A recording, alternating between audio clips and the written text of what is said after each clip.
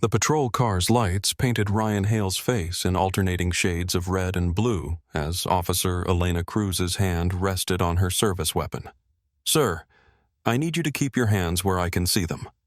His 6-year-old daughter was 3 blocks away with a babysitter, waiting for him to come home from a job that had run late. Ryan's heart hammered as he raised his palms slowly, the smell of sawdust still clinging to his work shirt.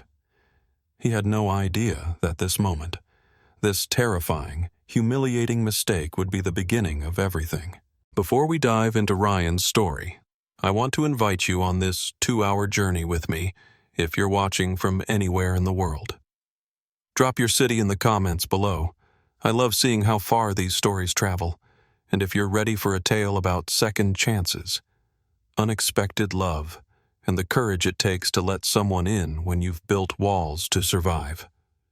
Hit that like button and settle in. This is a story about 2 people who thought they were done with love, and how sometimes the universe has other plans. Ryan Hale had exactly $43 in his checking account when his daughter asked him why some kids had 2 parents, and she only had 1. It was a Tuesday night in early October, the kind of evening when Portland's rain came down in sheets that blurred the apartment windows into abstract watercolor paintings. Ryan sat cross-legged on the worn carpet of their living room, his back against the sagging couch that had come with the furnished unit, watching Mia build an elaborate castle out of the cardboard boxes he'd brought home from a job site. Some families are just different. "Kiddo," Ryan said, his voice carrying the practiced ease of a father who'd answered variations of this question 100 times, like how some people have brown eyes and some have blue. Doesn't make one better than the other. Mia looked up from her construction project, her dark curls, so much like her mother's, falling across her forehead. At 6 years old, she had Ryan's gray eyes, but her mother's everything else. The determined set of her jaw, the way she chewed her bottom lip when concentrating, the stubborn tilt of her chin when she didn't quite believe what she was hearing. "But Emma's dad picks her up from school every day," Mia said, returning her attention to carefully balancing a piece of cardboard across 2 box towers. "And her mom makes fancy lunches with the crusts cut off and everything in little containers." Ryan felt the familiar twist in his chest, that particular brand of inadequacy that came with single parenthood and a bank account that never seemed to recover from the previous month's emergencies. "You don't like the lunches I make? I love your lunches." "Daddy." Mia's voice was immediate and fierce, the way only a 6-year-old's could be. She abandoned her castle and crawled across the carpet to throw her arms around his neck. "You make the best peanut butter sandwiches in the whole world. I was just wondering." Ryan wrapped his arms around his daughter and breathed in the scent of the strawberry shampoo he'd bought on sale at the grocery store. These moments, these simple, perfect moments, were what kept him going through the 14-hour days. The jobs that paid just enough to cover rent and groceries. The nights when he fell into bed so exhausted he could barely remember his own name. "Tell you what," he said, pulling back to look at her face. "How about tomorrow I cut the crusts off and use those fancy toothpicks from the takeout place? Make it all professional-like." Mia's face split into a grin that could have powered the entire apartment complex. "Can you make them into triangles? Triangles, squares? Maybe even some circles if I'm feeling really ambitious. You can't make circles out of bread." "Daddy, that's silly. Watch me." She giggled, the sound filling their small living room like sunlight breaking through clouds, and Ryan felt something settle in his chest. This was enough. This had to be enough. Because wanting more, wanting a partner, wanting help, wanting someone to share the weight of being everything to this tiny human who depended on him for literally everything. That was a luxury he couldn't afford. Not in terms of money, though that was true too, but in terms of emotional bandwidth. Ryan Hale was 28 years old, and he was tired in a way that sleep never quite fixed. "All right, architect," he said, untangling himself from Mia's embrace. "Bath time in 10 minutes. Think your castle will survive until tomorrow? I'll build a moat." Mia declared, already crawling back to her cardboard kingdom. That'll protect it. Ryan pushed himself up from the floor, his knees protesting in a way that made him feel twice his age.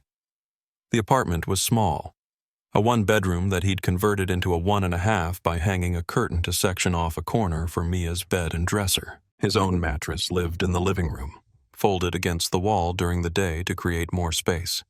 The kitchenette was barely large enough for one person to stand in.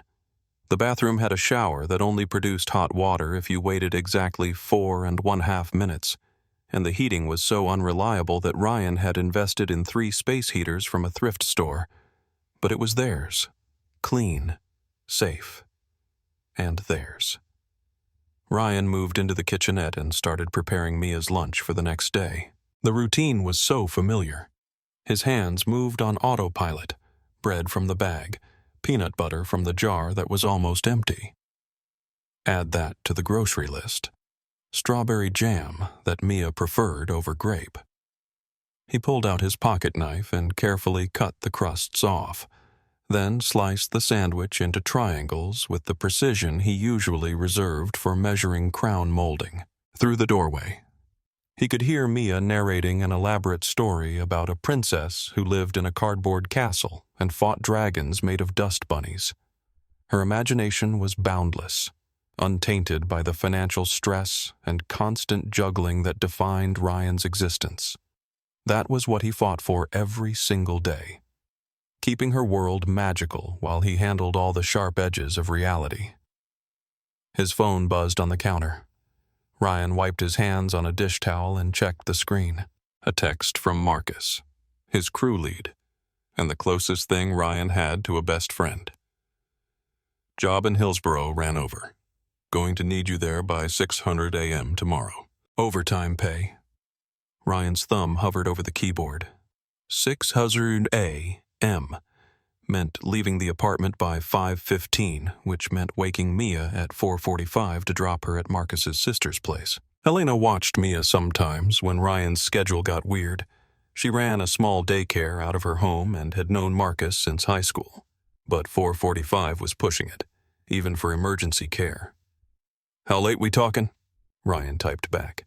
The response came quickly, probably till 7 or 800 p. Mr. Client's a lawyer wants the whole basement finished before some big party this weekend. Said he'd pay double if we make it happen. Double pay. Ryan did the math in his head. Double pay on a 12-hour day would cover not just this month's groceries, but next month's too, with enough left over to maybe finally take Mia to that indoor playground she'd been asking about since summer. I'm in, he texted. Thanks for thinking of me. You're my best finish guy. Man, couldn't do it without you. Ryan set the phone down and stared at Mia's half-prepared lunch. Best finished guy. At 28, he'd somehow become the person contractors called when they needed crown molding that looked like it had been installed by someone who actually cared. When they needed baseboards that met at perfect 45-degree angles. When they needed someone reliable who showed up on time and didn't cut corners. It wasn't the life he'd imagined at 18 when he'd been accepted to Portland State's engineering program with a partial scholarship. But then Sarah had gotten pregnant their sophomore year, and suddenly abstract plans about degrees and careers had collided with the very concrete reality of an ultrasound photo and a due date. They tried to make it work, got married at the courthouse, moved into a cramped studio, juggled classes and part-time jobs and prenatal appointments that always seemed to conflict with everything else. Mia had arrived 6 weeks early, small and fierce and absolutely perfect. Ryan had held his daughter in the hospital, this tiny human who weighed barely 5 pounds and felt his entire world reorganize itself around her existence. Sarah had lasted 9 months after that. Ryan didn't blame her. Not really. She'd been 20 years old, drowning in postpartum depression and student debt and the suffocating reality of a life she'd never chosen. One morning, he'd woken up to find half the closet empty and a note on the kitchen counter. I can't do this. I'm sorry. She's better off with you. That had been 5.5 years ago. Ryan had heard through mutual friends that Sarah was living in Seattle now, working in marketing, engaged to someone with a stable job in a condo overlooking the water. He was happy for her in a distant sort of way. She sent a birthday card to Mia every year with a check for $50 inside. And sometimes Ryan wondered if she ever thought about the daughter she'd left behind, if she ever regretted her choice.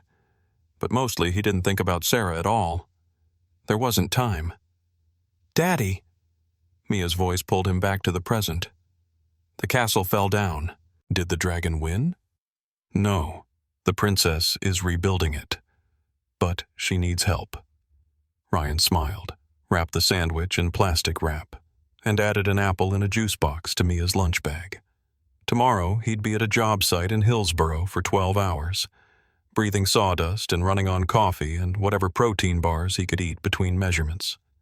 But tonight he was a supporting character in his daughter's cardboard kingdom. "The princess's chief royal engineer reporting for duty," he announced, moving back into the living room.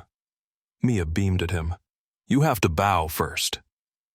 Ryan dropped to one knee with exaggerated formality. "Your Highness, I am at your service." The next hour passed in the comfortable rhythm of their evening routine. Rebuilding the castle, bath time complete with rubber ducks, and Mia's ongoing saga about a shark named Gerald brushing teeth while Ryan made sound effects for each tooth. This one's the noisy neighbor. This one's shy. And finally, the holy ritual of bedtime stories. Mia's corner of the apartment was small but carefully curated. Ryan had built her a bookshelf out of reclaimed wood from a demolition job, painted it purple because purple was her favorite color that month, and filled it with library books and second-hand finds. Her bed was a twin mattress on a simple frame he'd constructed himself, covered with a quilt that Marcus's mother had made when Mia was born. Glow-in-the-dark stars covered the ceiling, arranged in constellations Ryan had looked up online to make sure they were accurate. "Which story tonight?" Ryan asked, settling onto the edge of the mattress.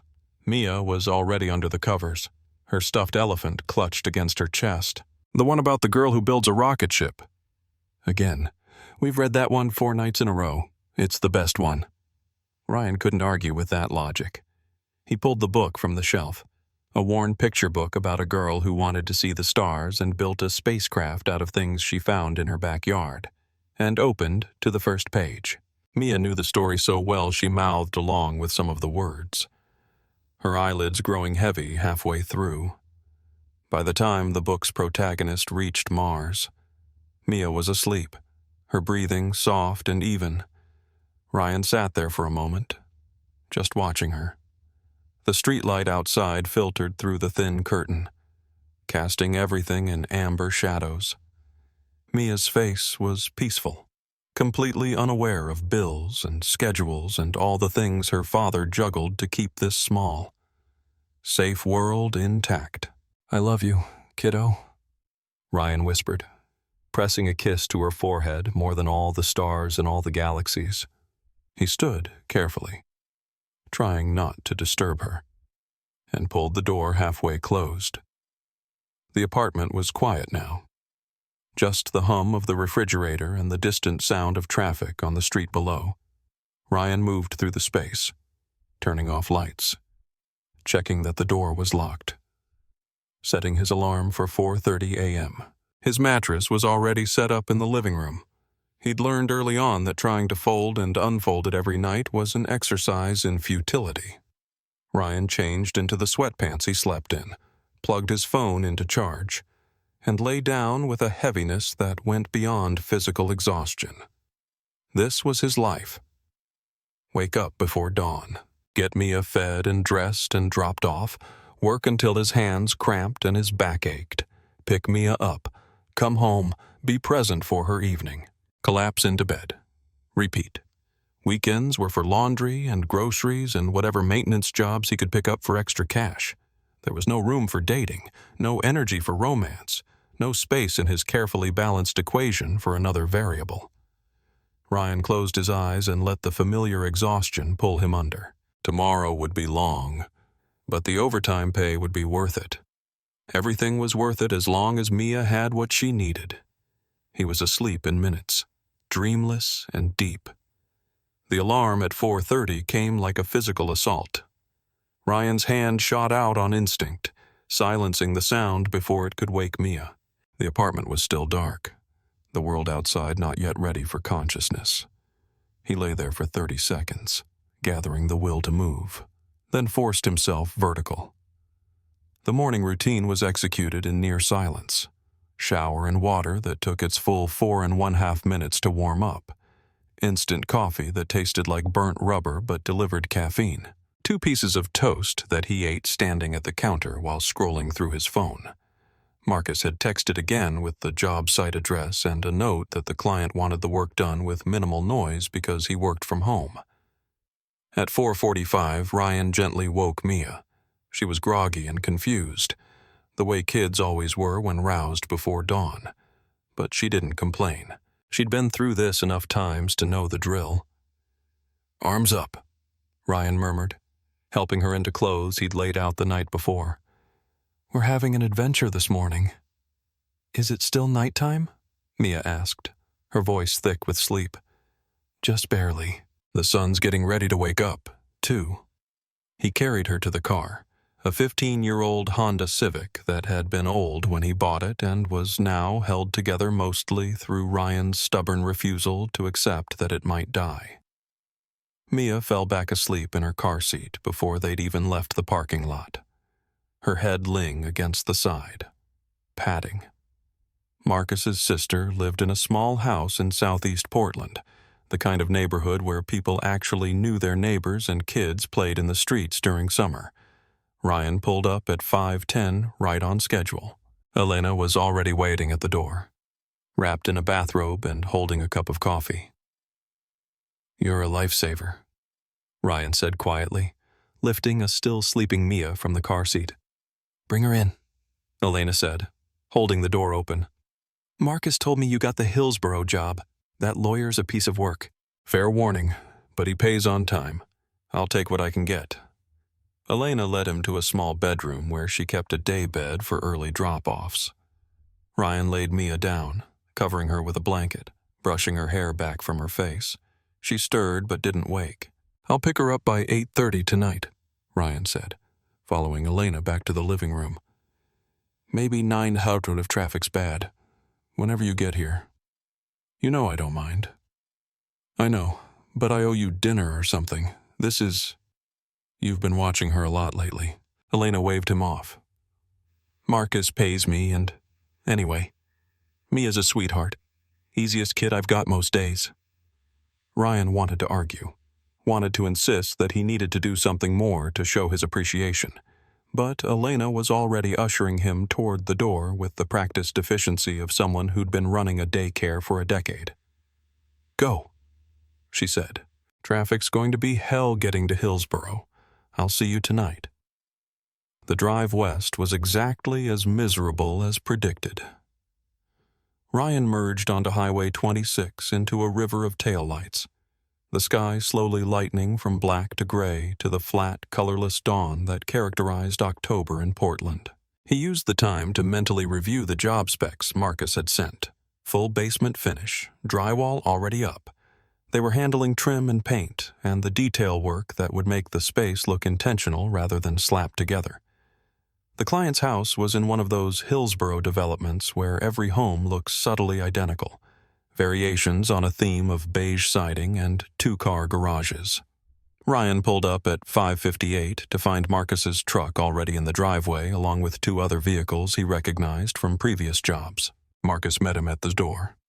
A tall black man in his mid-30s with the kind of permanent smile that made clients trust him instantly. "My finish wizard arrives. You're severely under-caffeinated." "Finish." "Wizard," Ryan corrected, following Marcus through a pristine main floor toward the basement stairs. "This place is nice. Wait till you see what he wants done downstairs.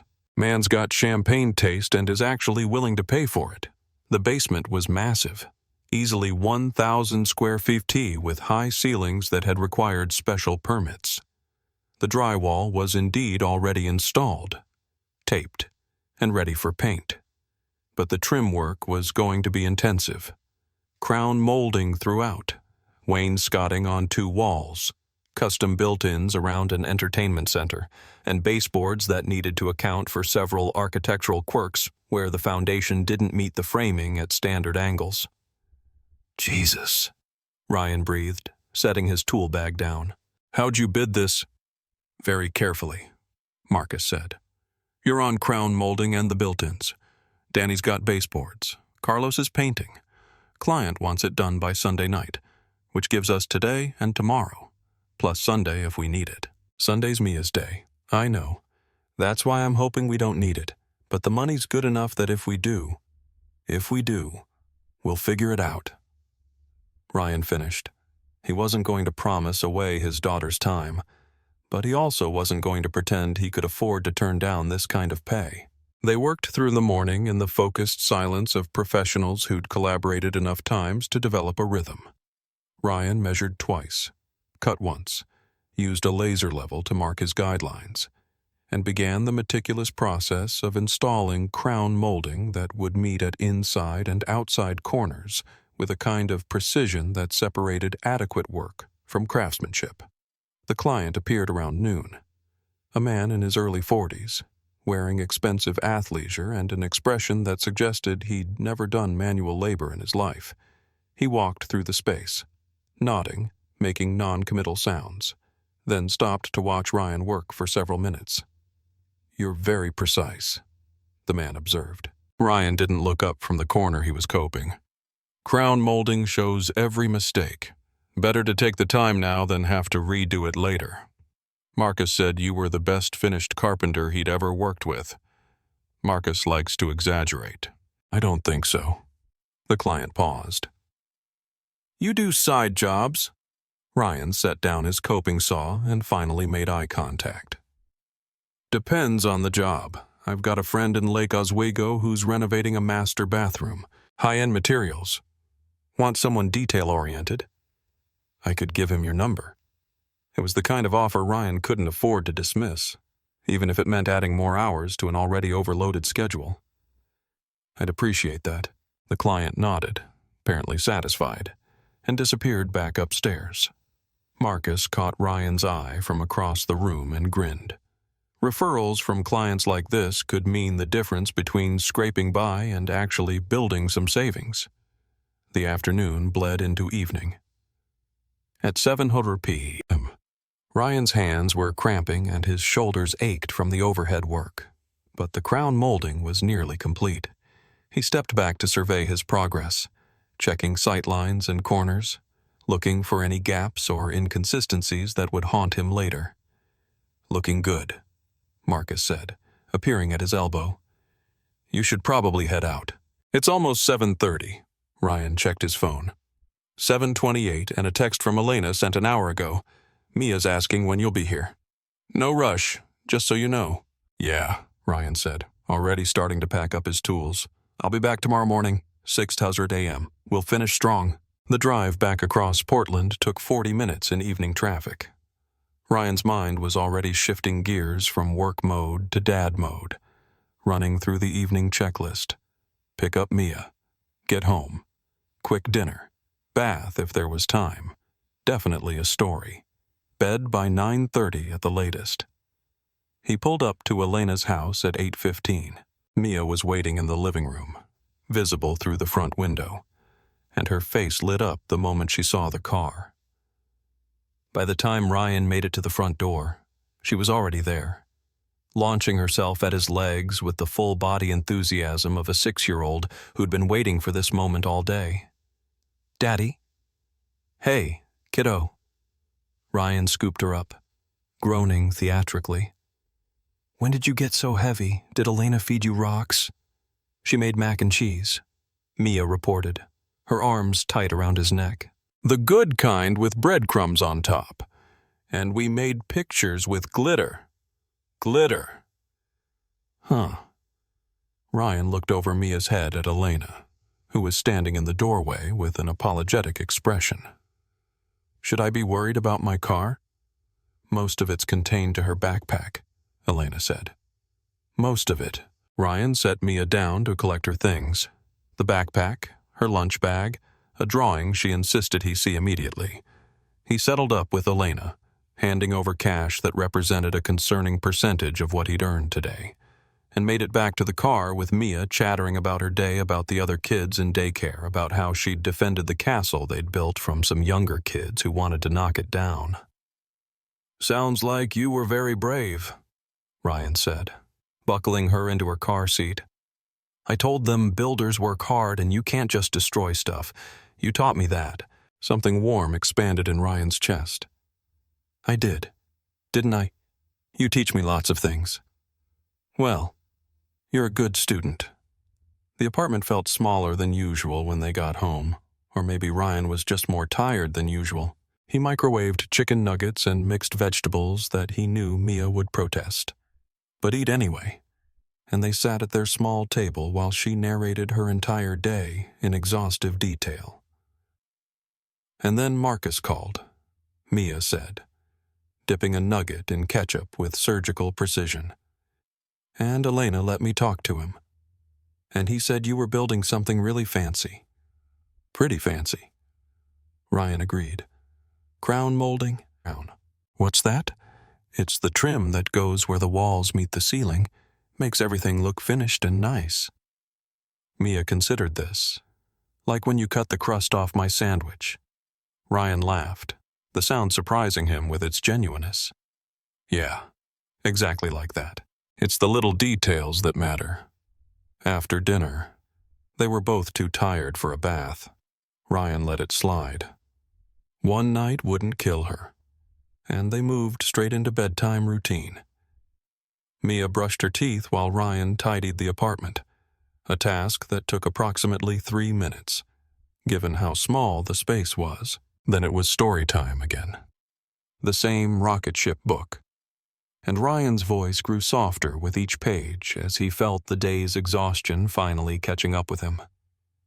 "Daddy," Mia said sleepily when the story was done and Ryan was tucking her in. "Are you happy?" The question caught him off guard. "Of course I'm happy. Kiddo. Why?" "Emma's dad always smiles a lot. And you look tired." Ryan sat on the edge of her bed, choosing his words carefully. "I am tired sometimes, but that doesn't mean I'm not happy. You make me very, very happy. But wouldn't you be happier if you had someone like Emma's mom, someone to help?" And there it was again. That same vein of questioning from earlier, except now with a sharper edge. Ryan smoothed Mia's hair back from her forehead, his hand gentle. "Listen to me," he said softly. "You and me. We're a team, the best team there is. And yeah, maybe someday there might be someone else who joins our team. But right now, this is perfect. You're perfect. Don't ever think you're not enough." "Okay." Mia's eyes were already closing. "Okay, Daddy. I love you to the moon and back and to all the stars," she mumbled. The last part of their nightly ritual. Ryan waited until her breathing evened out before standing. He pulled the door half closed and moved through the apartment one more time, making sure everything was ready for another early morning. His phone showed 11:30 p.m. 4:30 would come brutally fast. But as he finally lay down on his own mattress, staring at the ceiling where no glow-in-the-dark stars kept him company, Mia's question echoed in his mind. Wouldn't you be happier? The honest answer was complicated. Would help make things easier? Absolutely. Would it be nice to have another adult to share the burden with? To talk to at the end of long days? To simply exist beside in the quiet moments? Of course. But Ryan had learned the hard way that wanting something and being ready for it were two entirely different things. Dating required time he didn't have. It required emotional energy he'd already allocated to keeping himself and Mia afloat. It required vulnerability and trust, and the willingness to let someone into the small, carefully balanced world he'd constructed. And what if it didn't work out? What if Mia got attached to someone who left? What if Ryan opened himself up to that kind of hurt again and couldn't recover this time? No, it was simpler this way. Safer. Just him and Mia against the world. Exactly the way it had been for 5.5 years. Ryan closed his eyes and willed sleep to come. Tomorrow was another long day. Another chance to prove he could handle this alone. He had no idea that in less than 24 hours, a routine walk home would turn into something that would challenge every wall he'd built, every assumption he'd made about what his life could be. But tonight, in the darkness of his small apartment, Ryan Hale was just a tired, single father who loved his daughter more than anything in the world and believed that had to be enough. It would have to be enough. It was all he knew how to give. Awesome. Friday arrived with the same pre-dawn alarm, the same rushed morning routine, but Marcus texted at 5:01 a.m. Client move timeline up. Need you there by 5:30. Bring coffee. Ryan made it to Hillsborough by 5:40, armed with a thermos of terrible instant coffee and the grim determination of someone running on 5 hours of sleep. The work was intense, requiring the kind of focus that made hours disappear. He lost himself in the precision of measuring and cutting, in the satisfaction of joints that met perfectly, in the tangible proof that his hands could create something beautiful out of raw materials. They broke for lunch at 1 p.m. Ryan ate a protein bar in his car and checked his phone to find a message from the Lake Oswego client the homeowner had mentioned. Got your number from Jeff Polson. Interested in discussing a bathroom reno available for a site visit. Sunday afternoon. Sunday. Mia's day. The day they usually spent at the park or the library or just being lazy together at home. Ryan stared at the message for a long moment, then typed back. What time Sunday? 2 p.m. Work. He could make that work. Take Mia to the park in the morning. Do the site visit in the afternoon. Be back by dinner. It would be tight, but the potential income from a Lake Oswego bathroom renovation could cover 2 months of rent. 2 p.m. works. Send me the address. When they finally wrapped for the day at 7:30 p.m., Ryan's entire body ached with the particular soreness that came from overhead work, but the basement looked incredible. The crown molding created clean lines that made the space feel intentional and expensive, exactly what the client had paid for. We'll finish tomorrow, Marcus said, clapping Ryan on the shoulder. But seriously, man, beautiful work. This is the kind of stuff that gets people talking. Ryan just nodded, too tired for words. He made it to Elena's by 8:15 again, collected a delighted Mia, who insisted on showing him a painting she'd made of their apartment, and drove home through Friday night traffic with his daughter singing along to pop songs on the radio.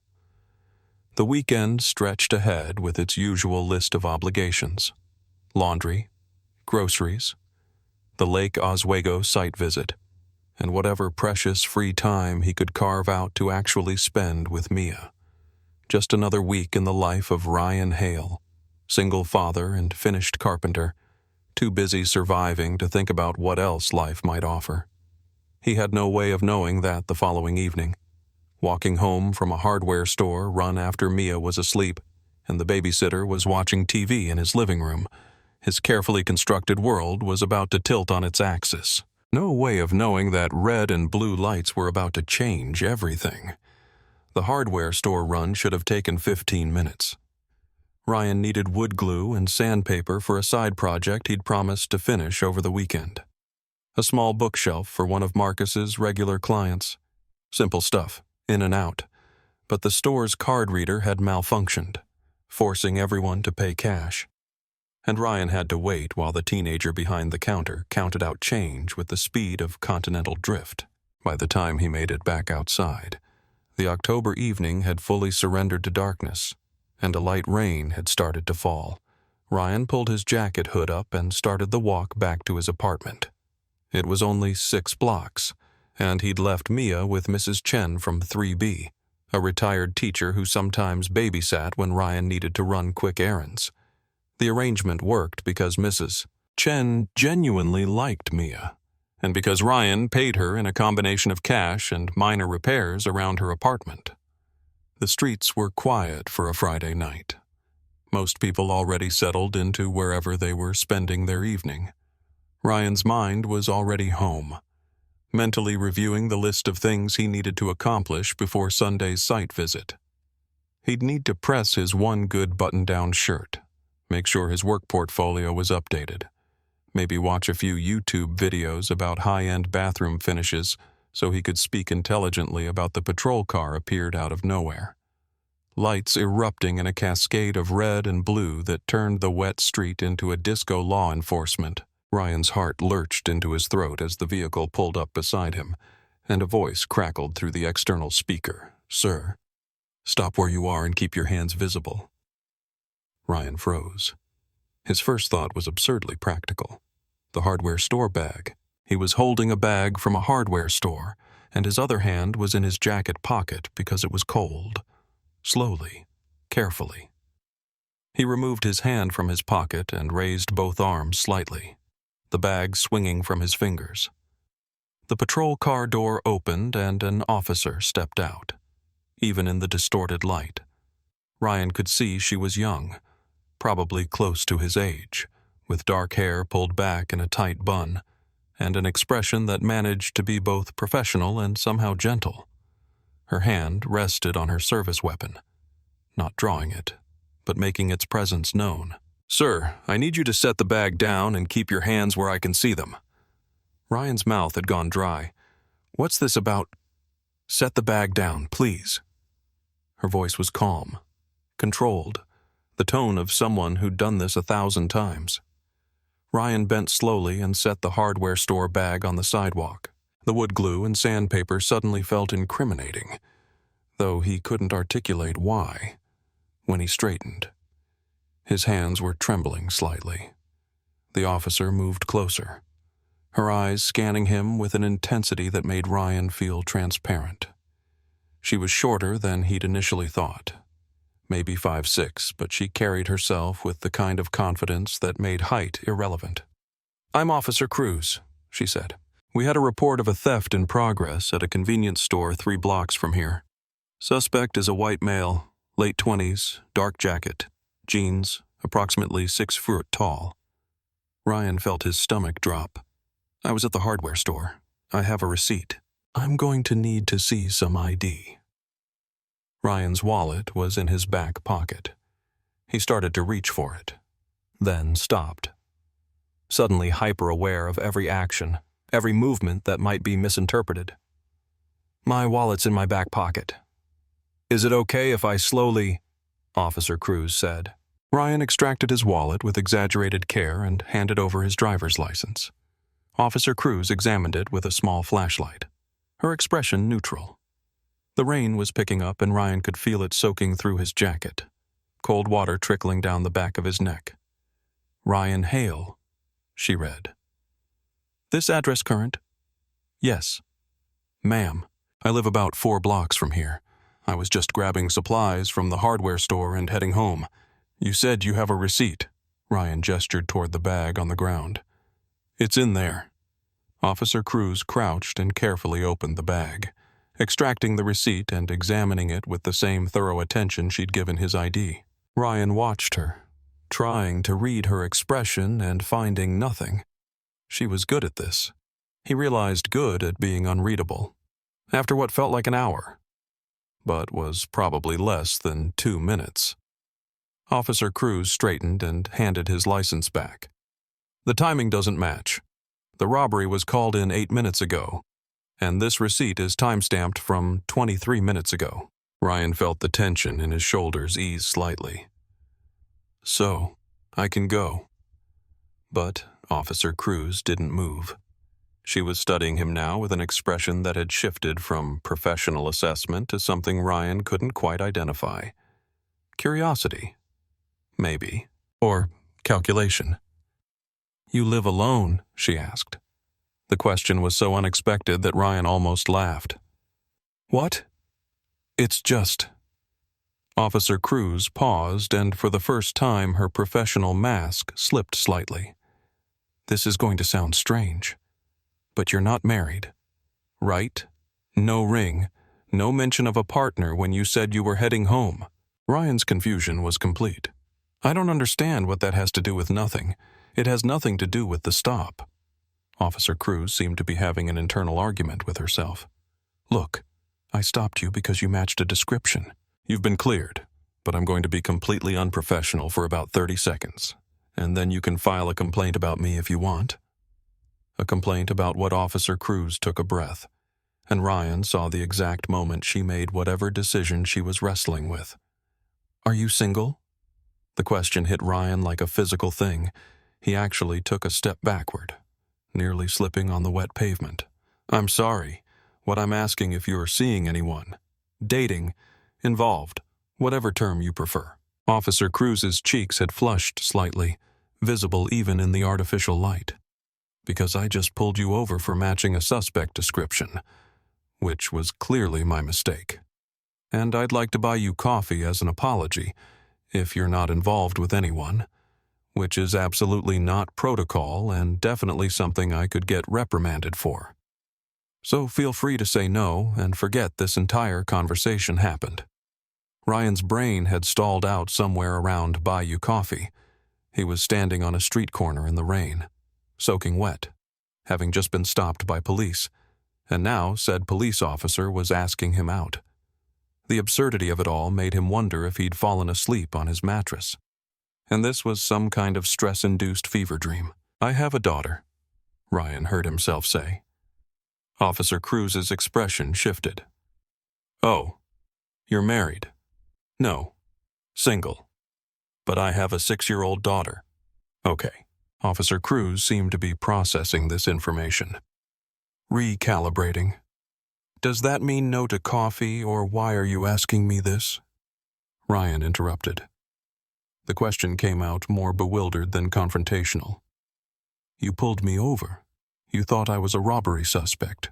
This doesn't happen. I know it doesn't happen. Trust me.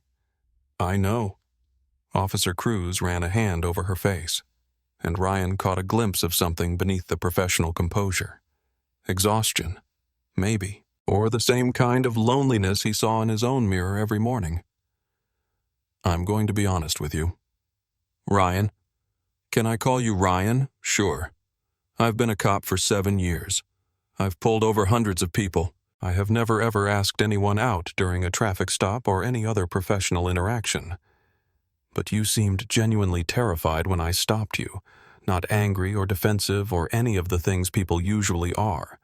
And when you talked about heading home, you sounded like someone who actually had something to go home to, not just an empty apartment and a TV dinner, which is stupid reasoning.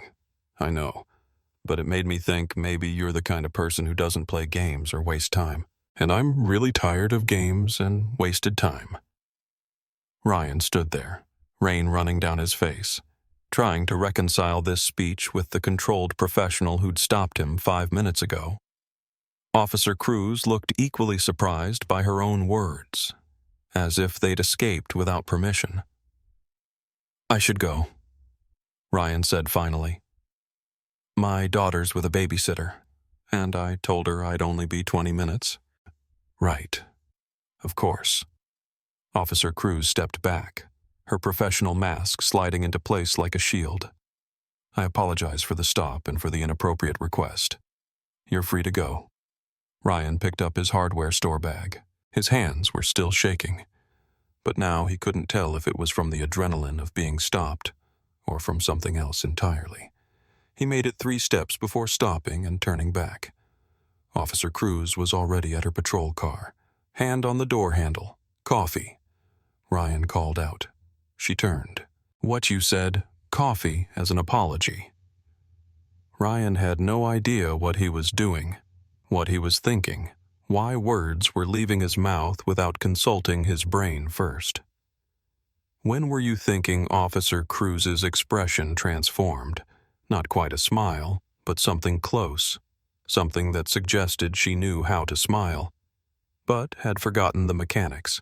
When do you have free time? I don't. But Sunday afternoon. I have a site visit in Lake Oswego at 2:00. I could do 11:00 a.m. Maybe. There's a cafe near my apartment that doesn't completely suck. Grounds on Morrison. You know it. I patrol this neighborhood 4 nights a week.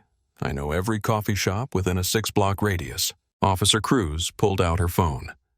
Give me your number. Ryan recited it, watching as she typed it in. His phone buzzed a moment later with a text. This is Officer Cruz. Elena. My name's Elena. Elena, Ryan repeated, the name feeling strange in his mouth, foreign and familiar at once. Sunday at 11 Huzuru, Elena said. Grounds on Morrison. I'll be the one not in uniform. And I'll be the one trying to remember how normal people have conversations that don't start with being suspected of robbery. That got an actual smile. Brief, but genuine. Fair enough. Go home to your daughter. Ryan. Ryan nodded and started walking. He made it half a block before his legs started feeling unsteady, and he had to stop and lean against a building. His phone was still in his hand. Elena's text still on the screen.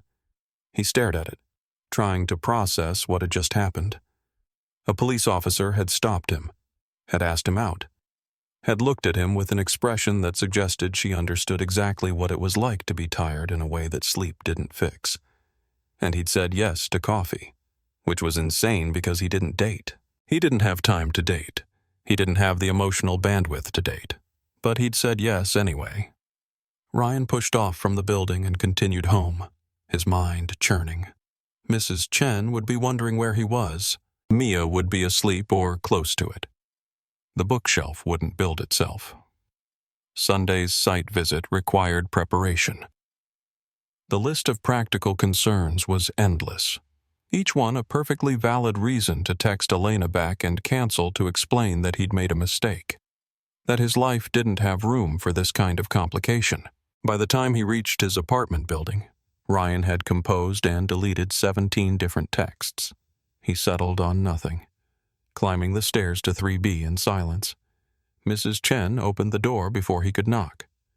There you are. I was about to call. Sorry. I got held up. Ryan couldn't quite meet her eyes, afraid that what had just happened was somehow written on his face. How was Mia perfect angel, as always? Asleep about 20 minutes ago. Mrs. Chen gathered her knitting bag and sweater. You look rattled. Long day, H. Mrs. Chen's expression suggested she didn't quite believe him, but she didn't press. Same rate as usual. Ryan handed over cash and watched her shuffle toward the stairs. Then he let himself into his apartment, moving quietly through the darkened space. Mia's corner was peaceful, her breathing soft and even, one arm thrown over her stuffed elephant. Ryan changed out of his wet clothes and sat on his mattress, phone in hand. Elena's text was still there, still real. He typed, "Thanks for not arresting me." The response came 30 seconds later. "Thanks for not filing a complaint about harassment. Is it harassment if I said yes? Legally, no. Professionally, probably." Ryan found himself smiling at his phone, which was ridiculous. He was 28 years old, not a teenager with a crush. But there was something about the directness of Elena's texts, the way she didn't hide behind emojis or games that felt refreshing. "See you Sunday," he typed. "Sunday," she confirmed. Then after a pause, "For what it's worth, I really am sorry about stopping you." That part was genuinely awful timing. Could have been worse. Could have actually been a robbery suspect. True. Sleep well, Ryan. Ryan set his phone down and lay back on his mattress, staring at the ceiling. Sleep well. As if that was possible now, with his mind running through 1,000 scenarios. 1,000 ways this could go wrong or right or nowhere at all. What was he doing? He had a daughter, a job that barely covered expenses, a life balanced so precariously that adding any new element felt like inviting disaster. Elena was a police officer, which meant shift work and stress, and a job that came with its own set of complications. They'd met because she'd stopped him on the street, suspected him of a crime. This wasn't a meet cute. This was a recipe for awkwardness at best, disaster at worst. but she'd looked at him with those dark, tired eyes and asked about coffee. And something in Ryan's chest had responded before his brain could intervene. Something that recognized a kindred spirit, someone else who understood what it meant to carry weight that never quite set down.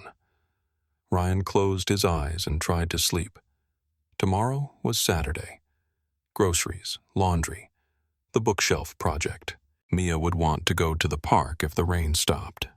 There were a dozen practical things that required his attention, none of which included obsessing over a coffee date that probably wouldn't lead anywhere anyway. But as sleep finally pulled him under, Ryan's last conscious thought was of Elena's smile, brief and genuine, and the way her voice had softened when she told him to go home to his daughter. Saturday morning arrived with Mia bouncing on Ryan's mattress at 7:30, her hair a wild tangle, and her voice bright with the kind of energy only children possessed before 900A. "Daddy, it stopped raining. Can we go to the park, please? Please? Please?" Ryan groaned and pulled the blanket over his head. "What time is it, park time? That's not a real time." Mia tugged the blanket down, her face inches from his. "Please." There was no universe in which Ryan could resist that expression. "Okay. But first breakfast, and you have to let me have at least 1 cup of coffee." "Deal." They went through the morning routine at a more leisurely pace than weekdays allowed. Ryan made pancakes from a mix, while Mia set the table with exaggerated care, placing each fork and knife with the precision of someone performing surgery. The apartment filled with the smell of butter and artificial maple syrup, and for a moment, Ryan let himself just exist in the simplicity of it. "Daddy," Mia said around a mouthful of pancake, "can we bring bread for the ducks? The sign at the park says not to feed ducks bread. It's not good for them. But they like it. Just because something likes something doesn't mean it's good for it." Ryan pointed his fork at her plate. "Kind of like how you like candy for breakfast, but I make you eat pancakes instead." Mia considered this logic, then brightened. "Can we bring peas? The sign says peas are okay. We can bring peas." They made it to the park by 9:30, armed with a Ziploc bag of frozen peas that were slowly thawing in the October sun. The park was small but well-maintained, with a playground that had recently been updated and a pond that attracted ducks and the occasional ambitious goose. Mia ran straight for the swings, her jacket flapping behind her like wings. Ryan settled onto a bench, coffee thermos in hand, and watched his daughter pump her legs with fierce determination. Other parents dotted the playground, mostly mothers, Ryan noticed. Though there was one dad pushing a toddler on the baby swings and looking like he might fall asleep standing up, his phone buzzed. A text from Marcus. "How'd the hardware run go last night?" Ryan hesitated, then typed, "Got the stuff. Also got stopped by cops." The response was immediate. "What wrong place, wrong time?" Matched a suspect description got cleared. "Jesus, man, you okay?" Ryan thought about Elena's smile about coffee on Sunday, about the way his stomach had flipped when she'd asked if he was single. "Yeah, I'm okay." He spent the next 2 hours at the park pushing Mia on the swings, helping her across the monkey bars, and supervising the great duck feeding expedition that resulted in every duck in the pond converging on them like a feathered mob. Mia was delighted. Ryan was pretty sure they'd violated at least 3 park regulations. By noon, they were both tired and hungry. Ryan stopped at a grocery store on the way home, Mia riding in the cart and helping by adding items she deemed essential. Cookies, more cookies, a magazine about horses, and a small succulent plant she insisted needed rescuing. "We can't save every plant in the store, kiddo, but this one's looking at me." Ryan looked at the succulent. It was objectively not looking at anything. It was a plant, but Mia's expression was so earnest that he found himself adding it to the cart anyway, along with the actual groceries they needed.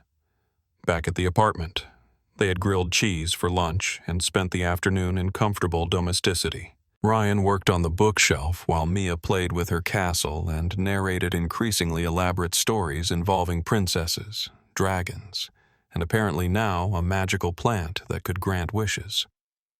His phone stayed silent. No texts from Elena. Ryan told himself that was normal, that they'd agreed to Sunday, and there was no reason for her to reach out before then. But he still checked his phone more often than usual, feeling absurd each time. Evening came with its usual routines: dinner, bath, stories. But when Ryan tucked Mia in, she looked up at him with those gray eyes that were so much like his own and asked, "Are you happy, Daddy?" It was the second time she'd asked that question in a week. Ryan sat on the edge of her bed, choosing his words carefully. "What makes you ask that? You smiled a lot today, more than usual." Ryan felt his chest tighten. How was his 6-year-old so perceptive? "I'm always happy when I'm with you." "I know, but today you seemed happy, like something good happened. Something good did happen. I got to spend the whole day with my favorite person in the world." Mia giggled, but her expression remained serious. "Is it okay if other things make you happy?" "Too. Not just me." "Of course it is. Why would you think otherwise? Because you work a lot and then come home and you're tired and we do our stuff and that's it. You don't really do other things." Ryan smoothed her hair back from her forehead, his throat tight. "Would it bother you if I did other things sometimes? Like, what? I don't know. Maybe have coffee with a friend or take a break to do something just for me?" Mia was quiet for a moment, thinking. "Then Emma's dad plays basketball on Saturdays. Her mom says it's important for him to have his own time. Emma's mom sounds smart, so you should have your own time." "Too. Maybe I should." Ryan kissed her forehead. "But right now, my time is reading you a story." "What'll it be tonight? The rocket ship one again? It's still the best one." Ryan read the familiar story, his voice soft in the dimness of Mia's corner. By the time the cardboard rocket reached Mars, she was asleep, one hand curled around her elephant's trunk. Ryan stayed for a moment, just watching her breathe. This small, perfect human who somehow understood that he needed permission to be something beyond her father. Sunday morning arrived with anxiety Ryan hadn't expected. The site visit in Lake Owego wasn't until 2:00, and coffee with Elena was at 11:00, which left the morning free for last-minute panic about both events. He'd laid out clothes the night before, his good jeans and a button-down shirt that was professional enough for the client meeting, but casual enough for coffee. His work portfolio was updated, his phone charged, his thermos filled. Everything was prepared except his mental state. "You look fancy," Mia observed over breakfast. "Is it for your work thing, partly?" "What's the other part?" Ryan added milk to his coffee, not meeting her eyes. "I'm meeting someone for coffee first. A friend." "What friend? A new friend?" Mia's eyes went wide, like a date friend. "How do you even know about dates? You're 6. Emma talks about dates. Her mom goes on dates sometimes with her dad. They call it date night." Ryan set his coffee down. This conversation was veering into territory he hadn't prepared for. "It's just coffee getting to know someone. That's all. But maybe it could be a date later. Maybe. I don't know. It's complicated." Mia nodded sagely, as if she understood complexity. "Is she nice?" "I think so. I only met her for a few minutes. What's her name, Elena?" "That's a pretty name." Mia took a bite of cereal, chewing thoughtfully. "You should bring her flowers. Emma's dad always brings flowers." "I'm not bringing flowers to a coffee shop." "Kiddo, why not?" "Because showing up to a first meeting with flowers felt presumptuous and overeager, and like something from a romantic comedy rather than real life."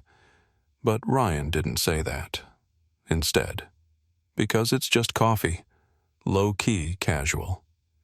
Mia shrugged, apparently satisfied. "Okay, but if you like her, you should tell her. That's what the princess does in my stories. I'll keep that in mind." At 10:45, Ryan left Mia with Mrs. Chen again, promising he'd be back by 1:30 at the latest.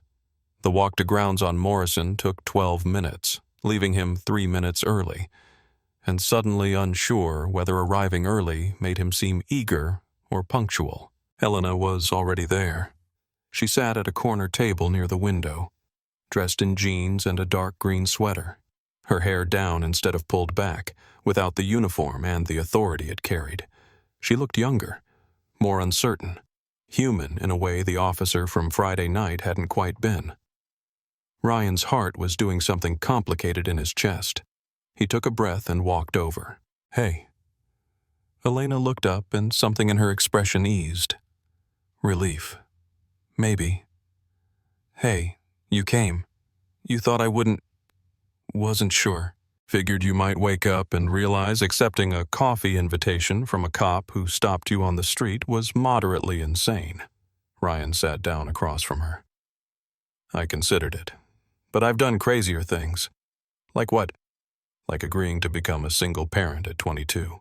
That got a small smile. "How'd that go?" "Still figuring it out. But she's 6 now.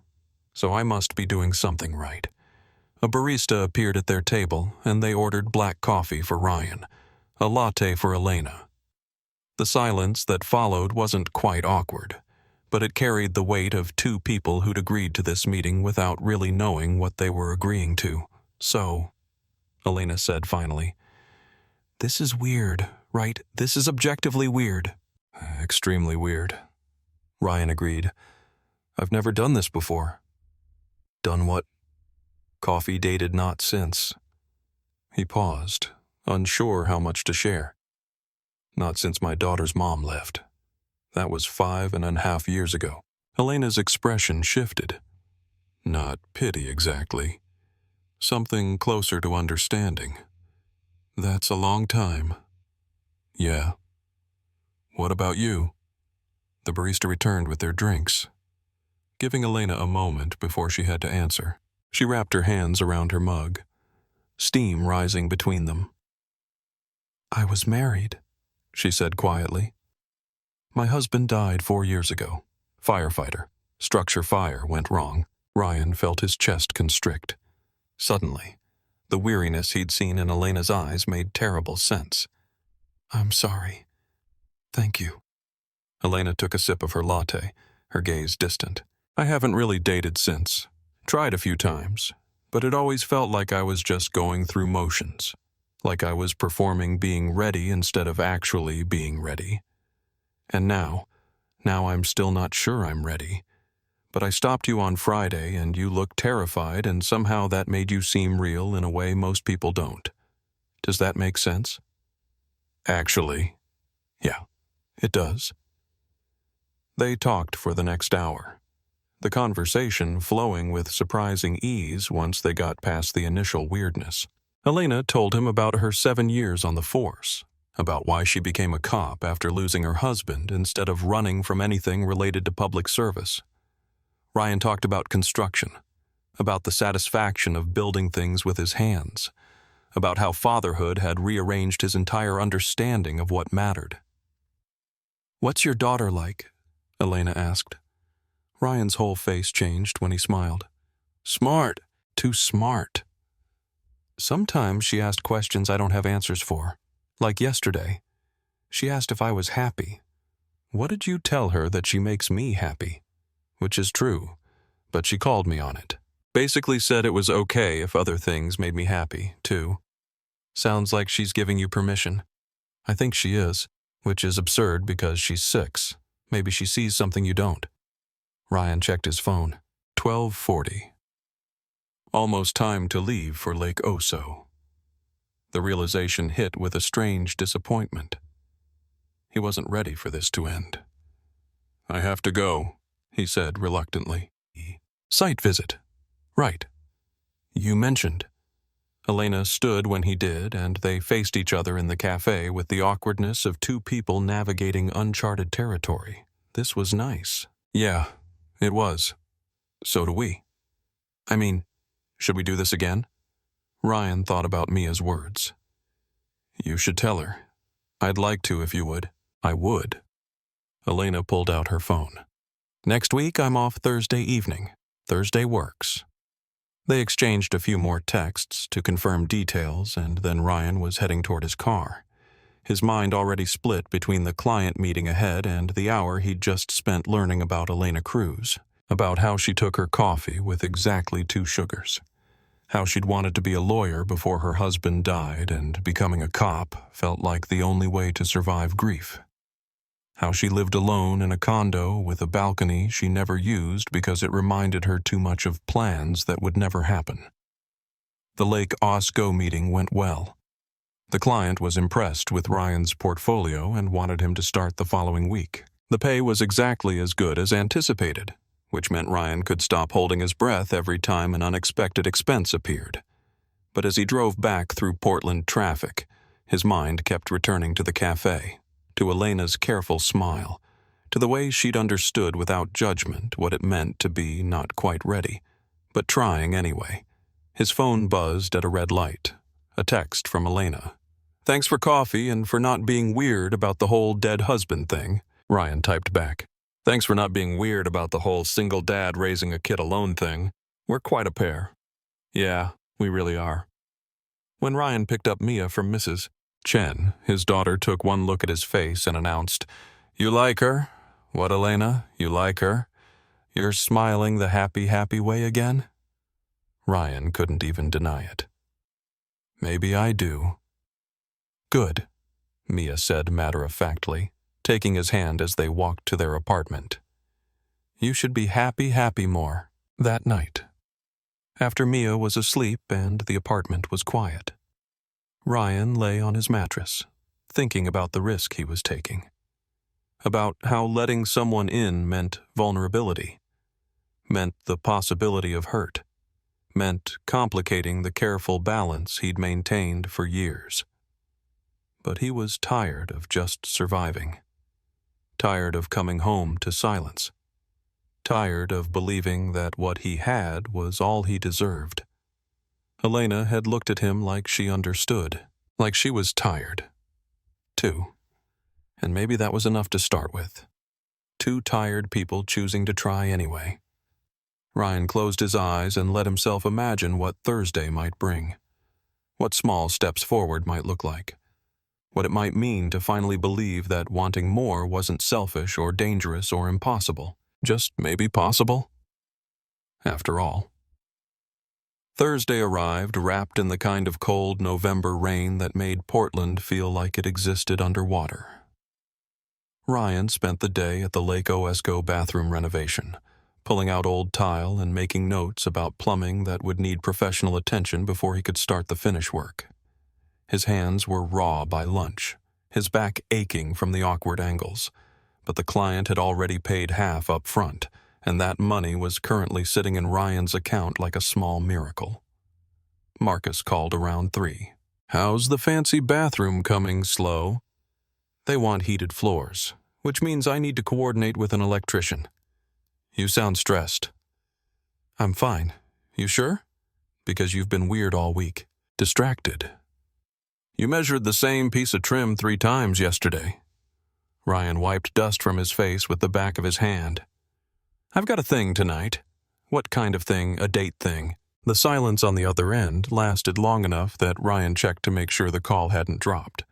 Then Marcus's laugh came through loud and delighted. "Ryan Hale has a date. Someone alert the media. It's not that big a deal." "Brother, you haven't been on a date since Mia was in diapers. This is absolutely a big deal." "Who is she?" Ryan hesitated. "A cop." "A cop? How'd you meet a cop?" "She stopped me last Friday. Thought I matched a robbery suspect." Marcus's laughter intensified. "You're telling me you got pulled over and somehow turned that into a date? That's either the smoothest thing you've ever done or the weirdest meet cute in history. Definitely the second one. Well, good luck. Man, you deserve something good." Ryan ended the call and returned to demolition work. But his mind kept drifting to the evening ahead. Elena had suggested a small Italian place in her neighborhood, somewhere quiet where they could actually talk. Ryan had agonized over what to wear before settling on dark jeans and a sweater that didn't have paint stains. He'd arranged for Mrs. Chen to watch Mia until 9:00, which felt simultaneously too long and not long enough. At 5:30, he called it a day and headed home. The apartment was chaos when he arrived.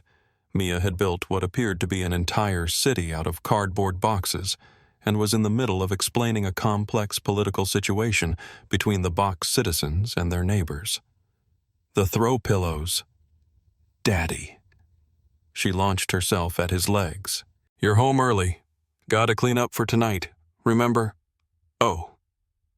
Yeah. Your date with Elena. Mia's voice carried the kind of volume that definitely reached Mrs. Chen's apartment and possibly the entire floor. Are you nervous? Why would I be nervous? Emma says. Her mom gets nervous before dates. She puts on fancy makeup and changes clothes like 100 times. I'm not changing clothes 100 times. But you're a little nervous. Ryan crouched down to Mia's level. Maybe a little. That's okay. It means you like her. Mia threw her arms around his neck. I hope she's nice. And I hope she likes cardboard cities. That's a pretty specific requirement. It's important. Daddy, not everyone appreciates good architecture. Ryan showered quickly, the water pressure terrible as always, and emerged to find Mia had laid out what she deemed appropriate data attire on his mattress. It was essentially what he'd already planned to wear, plus a tie she'd found somewhere. No tie. Kiddo. But you want to look fancy. I want to look like myself, just cleaned up a bit. Mia accepted this with a solemn nod. She watched him dress with the intensity of a fashion critic, offering commentary on everything from his sock choice to whether he should roll up his sleeves or leave them down. Sleeves down. She decided it's cold outside. Good thinking. At 6:15, Mrs. Chen arrived to find Mia giving Ryan a final inspection. You'll do, Mia announced. But remember to smile and ask her questions about herself. That's what Emma says is polite. When did you become a dating expert? I pay attention. Ryan kissed the top of her head. I'll be back by 9:00. You'd be good for Mrs. Chen. I'm always good. You're always something, that's for sure. The drive to Elena's neighborhood took 25 minutes through traffic that moved like cold honey. Ryan arrived at the restaurant 10 minutes early and sat in his car, hands gripping the steering wheel, wondering what he was doing. He was 28 years old, with a 6-year-old daughter and a bank account that had only recently climbed above 4 digits. Elena was a police officer with a dead husband and grief she'd carried for 4 years. They'd met because she'd stopped him on the street. This was objectively insane. But then his phone buzzed with a text from Elena. I'm here? Corner booth. Corner, trying not to look like I'm freaking out. Ryan smiled despite his nerves and typed back on my way in. Also freaking out. At least we're freaking out together. The restaurant was small and warm, the kind of place that had probably been family-owned for generations. Checkered tablecloths, candles, and wine bottles. The smell of garlic and tomato sauce heavy in the air. Elena sat exactly where she'd said, in a corner booth, dressed in a dark blue sweater that made her eyes look almost black. She saw him and waved, the gesture somehow both confident and uncertain. Hi, Ryan said, sliding into the booth across from her. Hi. Elena's hands were wrapped around a glass of red wine. I ordered already. Hope that's okay. I was nervous and needed something to do with my hands. Completely understandable. A waiter appeared with menus and Ryan ordered a beer. Then they both stared at the menus like they contained secrets to the universe. The silence stretched just long enough to become uncomfortable before Elena set her menu down with a decisive thump. Okay, we need to acknowledge that this is weird. Right. We met under bizarre circumstances. We barely know each other and we're both clearly terrified. Ryan set his own menu down. Acknowledged. So maybe we just lean into the weirdness. Ask the questions people don't normally ask on first dates. What kind of questions? Elena took a sip of wine. Like why you really became a single dad. Not the surface story. The real one. The waiter returned with Ryan's beer. He took a long drink, buying time, deciding how honest to be. Then he thought about what Mia had said about being happy, and he chose honesty. Her mom left because she couldn't handle it. The reality of having a kid, of being tied down, of watching her entire life plan evaporate. I was angry at first, furious, but after a while, I realized she did the brave thing. She knew she couldn't be what Mia needed. So she left instead of staying and resenting us both. That must have been terrifying, being alone with a baby. I was 22 and had no idea what I was doing. Still don't most days. But Mia's amazing, and I can't imagine my life without her. So maybe Sarah did us both a favor. Do you ever hear from her birthday cards? $50 checks. She lives in Seattle now, engaged to someone stable. I hope she's happy. Elena nodded slowly. That's generous. Being able to hope she's happy. What's the alternative? Staying bitter. That doesn't help anyone. Ryan leaned forward. Your turn. Why'd you become a cop after losing your husband? Most people would run from anything that reminded them of what they lost. Elena's fingers traced the rim of her wine glass. Because running felt like erasing him. David was a firefighter because he believed in helping people and being useful. After he died, I was drowning in grief, and the only thing that made sense was trying to honor what he believed in. So, I applied to the academy. Do you regret it sometimes? The job is hard and it cost me in ways I didn't anticipate, but it also gave me structure when I needed it. Purpose. Something to get up for besides just surviving another day. They ordered food, pasta for Elena, chicken parmesan for Ryan, and the conversation shifted to safer territory. Elena told him about growing up in a big family in California, about how she'd moved to Portland for college and fallen in love with the rain. Ryan talked about construction, about the satisfaction of finished work, about how Mia had recently decided she wanted to be an astronaut veterinarian princess. That's a lot of jobs, Elena said, smiling. She's ambitious. I figure she'll narrow it down by high school, or she'll find a way to do all three. Sounds like she takes after her dad in the stubborn department. I'm not stubborn. You've been a single parent for 5 years, working yourself to exhaustion to provide for your kid. And you're sitting here on a date despite being scared out of your mind. That's not stubborn. Ryan considered this. Okay. Maybe a little stubborn. It's not a bad thing. Stubborn people survive. The food arrived and they ate slowly, the conversation flowing more easily now. Elena talked about the precinct, about the politics and the paperwork and the occasional call that made the whole job worthwhile. Ryan described the Lake Owego bathroom renovation, making her laugh with his impression of the client, explaining why the toilet paper holder needed to be at exactly 23 in from the floor. Do you ever get tired of people's weird demands? Elena asked. All the time, but weird demands pay the bills. So I smile and nod and install things at exactly 23 in. Very diplomatic. I save my opinions for when they can't hear me. Elena laughed, the sound genuine and unguarded. Ryan felt something loosen in his chest, some tension he'd been carrying since he'd arrived. This was actually going well. They were actually having a good time. But then Elena's phone buzzed on the table. She glanced at it, and her expression changed. Something shuddering behind her eyes. Everything okay? Ryan asked. Yeah, just a text from a coworker. But Elena's voice had gone flat and she wasn't meeting his eyes. You sure? Elena set her phone face down on the table. It's nothing. Just precinct gossip. About what? About me, about being seen having coffee with someone on Sunday. Elena's jaw was tight. Apparently. It's news when I do anything that isn't work. Ryan felt cold settle in his stomach. What kind of gossip? The usual questions about who you are. Speculation about whether I'm ready to move on. A few people who think 4 years isn't long enough. Elena's hands were fists on the table. It's stupid. I shouldn't care what they think. But you do. But I do. Elena looked at him finally, her eyes bright. I've spent 4 years being David's widow. That's how people see me. And part of me is terrified that if I stop being that, if I let myself be something else, I'll lose the last connection I have to him. Ryan reached across the table, his hand covering hers. You won't lose him. He's part of who you are.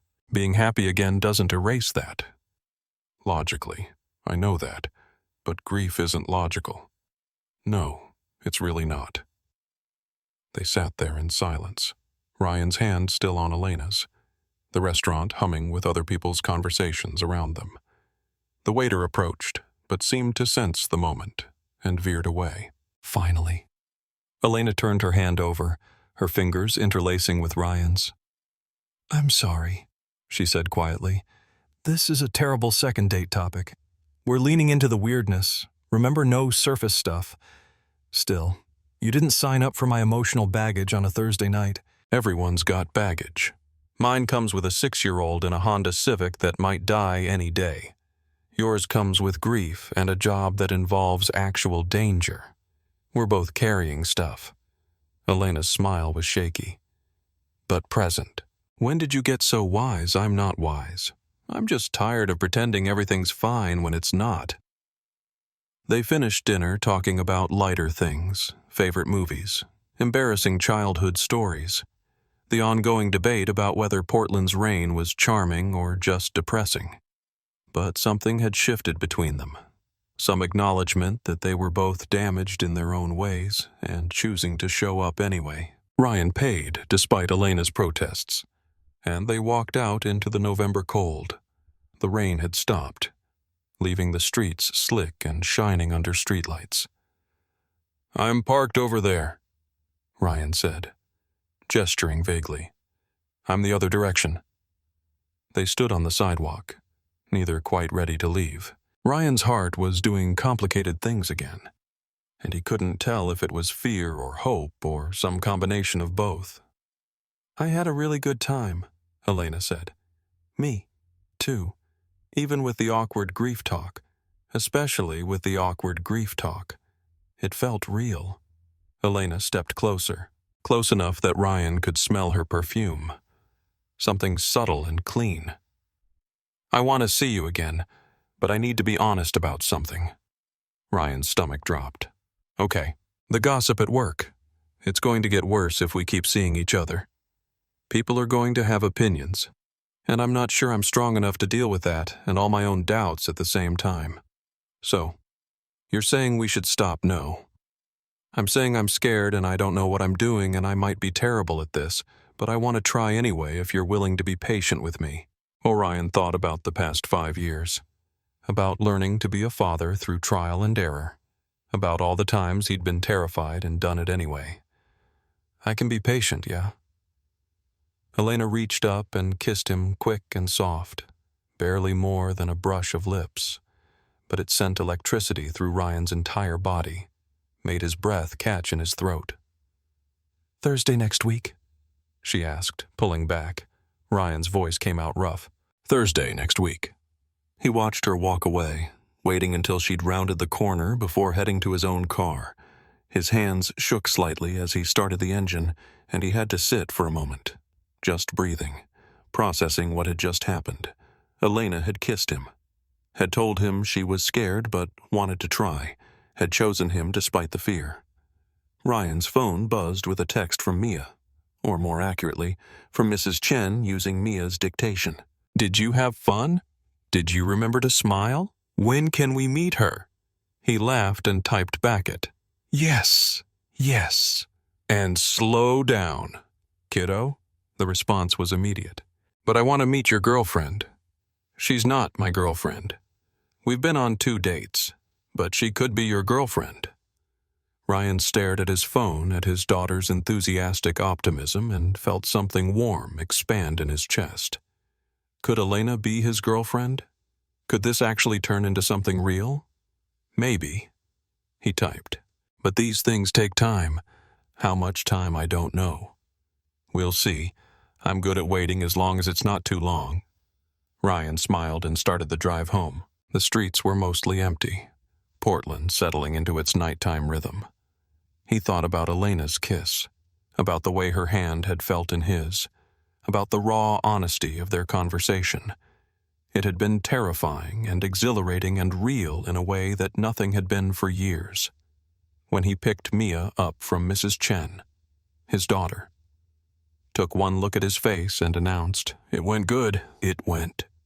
Well, it went well. Same thing. Was she nice? Very nice. Did she ask about me? Ryan thought back through the evening. Actually, we talked about you quite a bit. I told her about your career plans. What career plans? Astronaut, veterinarian, princess. Mia giggled. That's not a real thing. You made it a real thing 2 weeks ago. They walked back to the apartment, Mia's hand in his, chattering about everything Mrs. Chen had let her do. But as Ryan tucked her into bed later, she got quiet. Daddy, are you going to keep seeing Elena? I think so. If that's okay with you. It's okay. Mia paused. But what if she doesn't like me?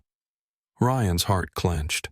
Why wouldn't she like you? Because I'm weird and I talk too much and I still sleep with my elephant. Those are all things that make you special, not weird. And anyone who doesn't appreciate how amazing you are doesn't deserve to be in our lives. But what if you like her and she doesn't like me and you have to choose? Ryan pulled Mia into a tight hug. That's not going to happen. You're the most important person in my world always. Anyone who comes into our lives has to accept that you come first. No exceptions. Promise? Promise. Mia settled back into her pillows, apparently satisfied. Okay. Then she can keep being your maybe girlfriend. Very generous of you. I know. After Mia fell asleep. Ryan lay on his own mattress thinking about her question. What if Elena didn't like Mia? What if they couldn't find a way to blend their lives? What if the logistics of dating as a single parent proved too complicated? But then he thought about Elena's honesty, about how she'd admitted her fears instead of hiding them, about the way she'd kissed him despite being terrified. That kind of courage deserved a chance. His phone buzzed one more time, a text from Elena. Thank you for tonight, for listening, for not running when I got weird. Thank you for getting weird. It was refreshing. Same time next week. It's a date. Officially my favorite words. Ryan set his phone aside and closed his eyes. Tomorrow would bring more work, more juggling, more of the constant balancing act that defined his life. But for the first time in years, he was looking forward to next Thursday with something that felt dangerously close to hope. The week that followed was a blur of work and anticipation. Ryan finished the demolition phase of the Lake Oswego bathroom and started the rebuild, coordinating with the electrician for the heated floors and making detailed plans for the custom tile work the client wanted. Marcus gave him 2 more side jobs, easy finish work that paid well, and Ryan found himself actually building savings for the first time in recent memory, but mostly. He thought about Elena. They texted throughout the week, small messages that felt like breadcrumbs of connection. Elena sent him a photo of a sunset from her patrol car with the caption, "Thought you might appreciate the pink sky." Ryan responded with a picture of Mia's latest cardboard creation, labeled modern art or structural disaster. You decide. Mia noticed the increased phone checking. Is that Elena maybe? You smile different when you text her. I do not. You do. It's like a secret smile. Ryan had no defense against this observation because it was probably true. Elena made him feel like he was remembering how to be a person separate from being a father. And that was both wonderful and terrifying. On Tuesday, Elena called instead of texting. Hey, this might be forward, but I'm off Saturday afternoon. Would you and Mia want to get lunch? Nothing fancy. Just casual. I thought maybe it was time I met her. Ryan's heart rate spiked. You want to meet Mia only if you're comfortable with it. I know that's a big step. And if it's too soon? No, yes. I'd like that. Let me ask her. He put Elena on hold and found Mia in her corner building yet another cardboard structure. Hey, kiddo. How would you feel about meeting Elena this Saturday? She suggested lunch. Mia's eyes went enormous. Really? She wants to meet me? She does. What should I wear? Should I tell her about my castle? Does she like pizza? Slow down. Just be yourself. That's all you need to be. Mia launched herself at him, nearly knocking him over. This is the best day. Ryan returned to the phone. So, that's a yes for Mia. She's already planning her outfit. Elena's laugh was warm. I'm nervous. Too. If that helps. It actually does. How about that place near Laurelhurst Park, the one with the grilled cheese and tomato soup? Perfect. Noon. Ryan spent the next 4 days in a state of low-level anxiety. What if Mia and Elena didn't click? What if this was too much too soon? What if bringing someone into Mia's life was selfish and irresponsible? But Mia was excited in a way Ryan hadn't seen in months. She talked about Elena constantly, asked 1,000 questions Ryan couldn't answer, and changed her mind about outfits approximately 40 times. Saturday morning arrived cold and bright. Mia woke up before Ryan and was already dressed when he emerged from his mattress. It's 8 Huzru a.m., he said. We're not meeting Elena for 4 hours. I want to be ready. You're wearing your nice dress and your light-up sneakers. I'm not sure that combination says what you think it says. It says I'm fancy, but also fun. Ryan couldn't argue with that logic. They killed time at the park, then went home so Ryan could change into clothes Mia deemed acceptable. At 11:30, they headed to the restaurant. Elena was already there, standing outside looking more nervous than Ryan had ever seen her. She wore jeans and a sweater, her hair pulled back in a ponytail, and when she saw them approaching, her smile was uncertain. Mia gripped Ryan's hand tighter. That's her. She's pretty. Yeah, she is. They reached Elena, and for a moment, all 3 of them just stood there in awkward silence. Then Mia stepped forward and stuck out her hand with the formality of a tiny business executive. Hi, I'm Mia. I'm 6½. Nice to meet you. Elena's face transformed as she shook Mia's hand with equal seriousness. Nice to meet you. Too. Mia. I'm Elena. I've heard a lot about you. Good things. The best things. Your dad says you're very smart and you build impressive structures out of cardboard. Mia beamed. I do. Do you want to see pictures? Maybe after lunch, Ryan suggested gently. They went inside and settled into a booth, Mia between Ryan and the window, Elena across from them. The waiter brought menus, but Mia ignored hers in favor of studying Elena with the intensity of a scientist examining a new species. Do you like being a police officer? Mia asked. Most days it's challenging but rewarding. Do you have a gun? Mia, Ryan warned. It's okay, Elena said. Yes, I have a gun, but I almost never have to use it. Most of my job is helping people and making sure everyone stays safe, like a superhero. More like a really patient problem solver. Mia considered this. My dad's a problem solver. Too. He fixes things. I know. He's very good at it. He made me a bookshelf and he cuts my sandwiches into triangles even though circles are impossible. Elena looked at Ryan amused. Circles are impossible. Physics, Ryan said. And the limitations of square bread. They ordered grilled cheese and tomato soup for Mia. The same for Elena. A burger for Ryan. And conversation flowed more easily than Ryan had dared hope. Mia talked about school and her friends and her astronaut veterinarian princess plans. Elena listened with genuine interest, asking follow-up questions that made Mia light up even more. What about you? Mia asked suddenly. Do you have kids? The question landed like a stone in still water.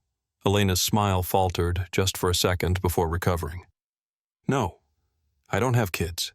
Do you want kids? Mia? That's personal, Ryan started. It's okay. Elena met Mia's gaze directly. I used to think I'd have kids someday, but life doesn't always go the way we plan, so now I'm not sure. Mia nodded sagely. Life is complicated. That's what Daddy says. Your daddy's right. The food arrived, saving them from further interrogation. They ate and talked about lighter things, favorite colors, best pizza toppings, whether cats or dogs made better pets. Mia was charming and funny and only slightly overwhelming, and Elena seemed genuinely delighted by her. After lunch, they walked to Laurelhurst Park. It was too cold for the playground to be crowded, but Mia wanted to swing and Elena offered to push her. Ryan watched from a nearby bench as his daughter and the woman he was dating fell into an easy rhythm, Mia shouting, "Higher!" and Elena complying with theatrical grunts of effort. Something tight in Ryan's chest loosened. They were okay together. More than okay. After 20 minutes. Mia ran off to explore the fallen leaves and Elena joined Ryan on the bench. She's wonderful, Elena said softly. Yeah, she really is, and terrifying. I've interviewed murder suspects less intimidating than a 6-year-old asking about my reproductive plans. Ryan laughed. She doesn't have a filter. I'm working on that. Don't. It's refreshing. Elena watched Mia jump in a pile of leaves. Thank you for letting me meet her.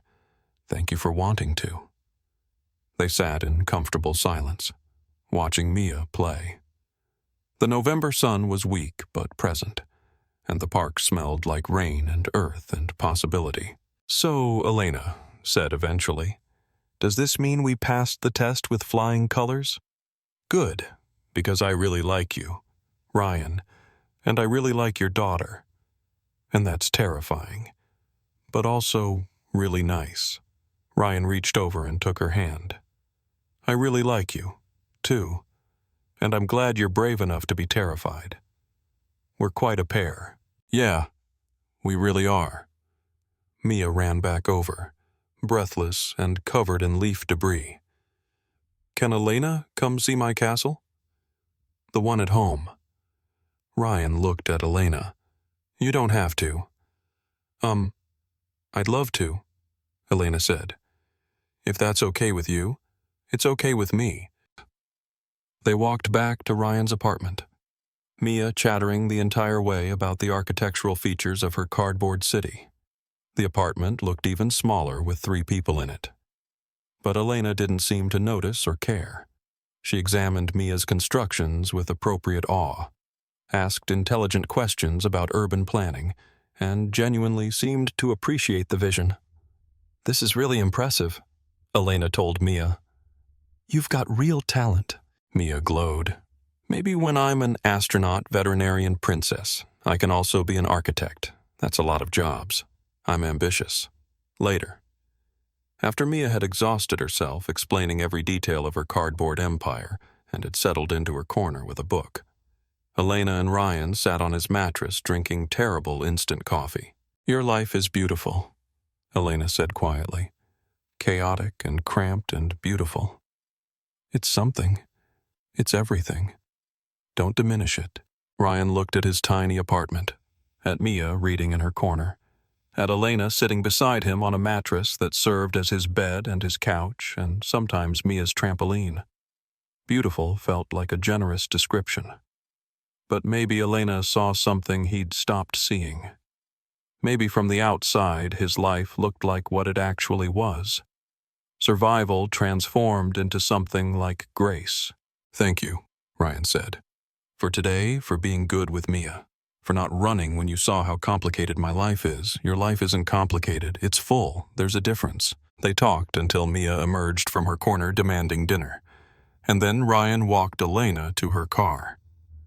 The evening had turned cold and their breath came out in visible clouds. Same time next Thursday? Elena asked. Or maybe sooner if you're free. I'm working until Wednesday. But Wednesday night I'm off.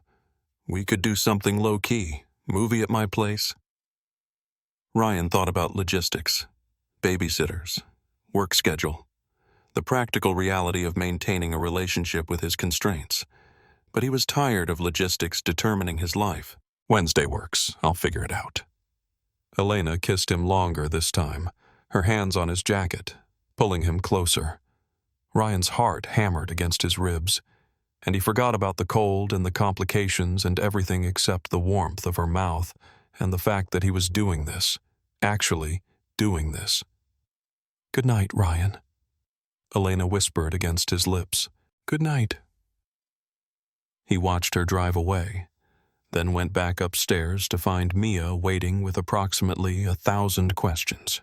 But the first one was simple and direct. "Do you love her?" Ryan sat beside her.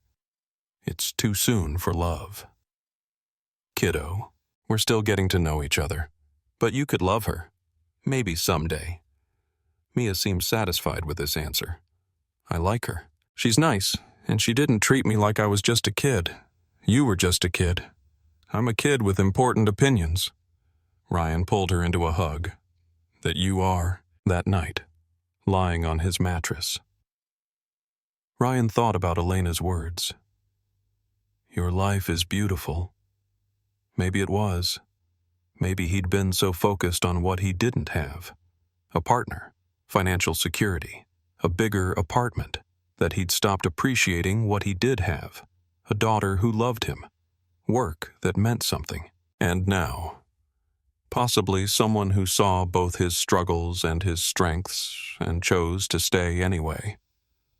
It wasn't perfect. It wasn't easy. But it was his. And for the first time in years, that felt like enough. His phone buzzed. "Elena, thank you for today. Mia is incredible. You're incredible. I'm really glad I stopped you that night.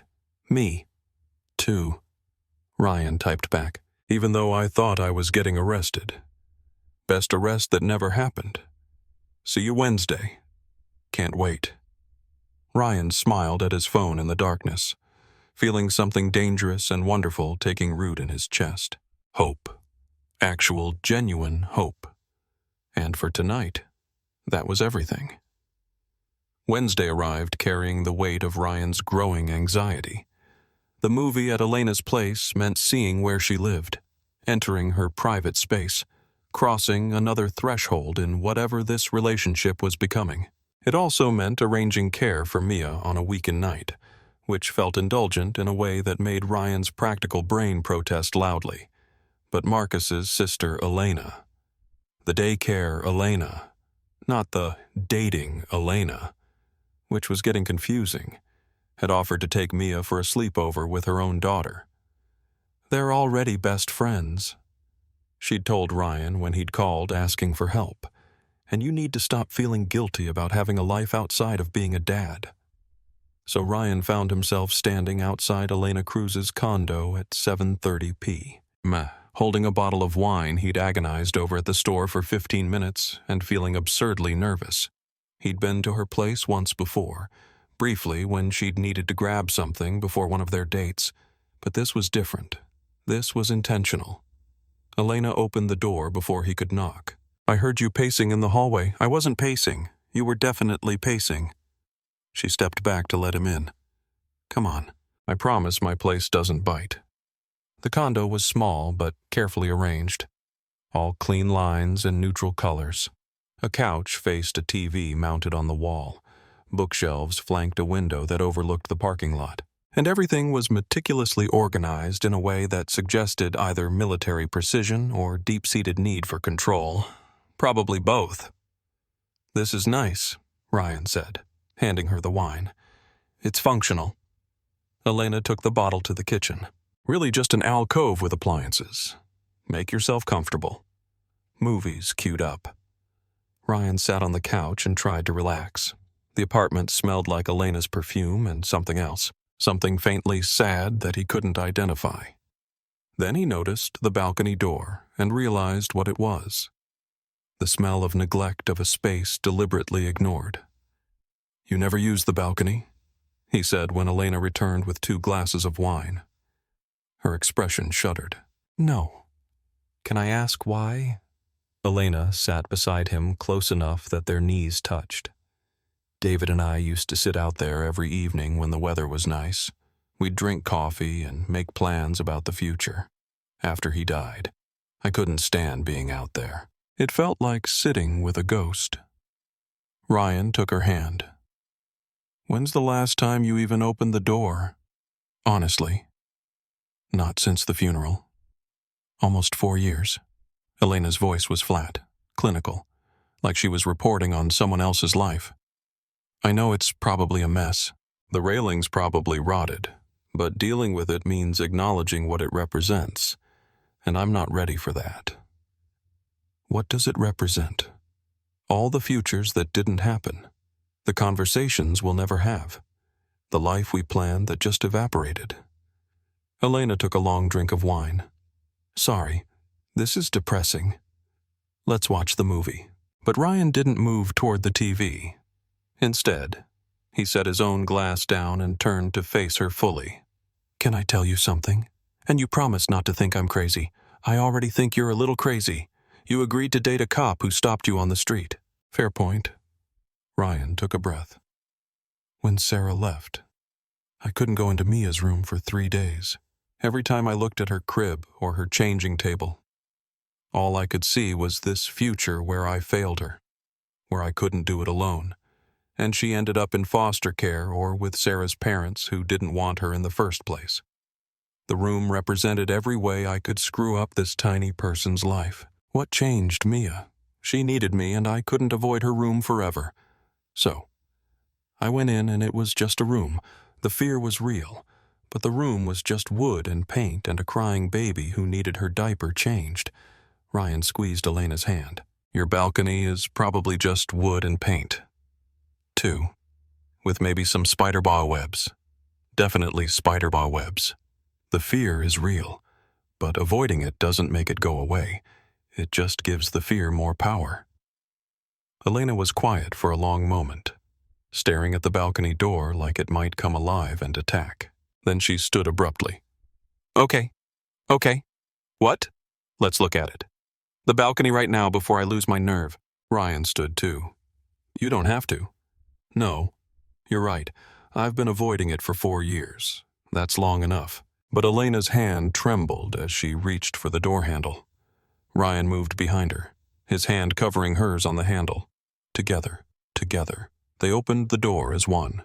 The balcony was small, maybe 6 fruit to 4 tea, with a railing that was indeed showing signs of weather damage. Dead leaves had accumulated in the corners, and the 2 chairs that sat facing the view were covered in grime and bird droppings. But it wasn't the disaster Elena had imagined.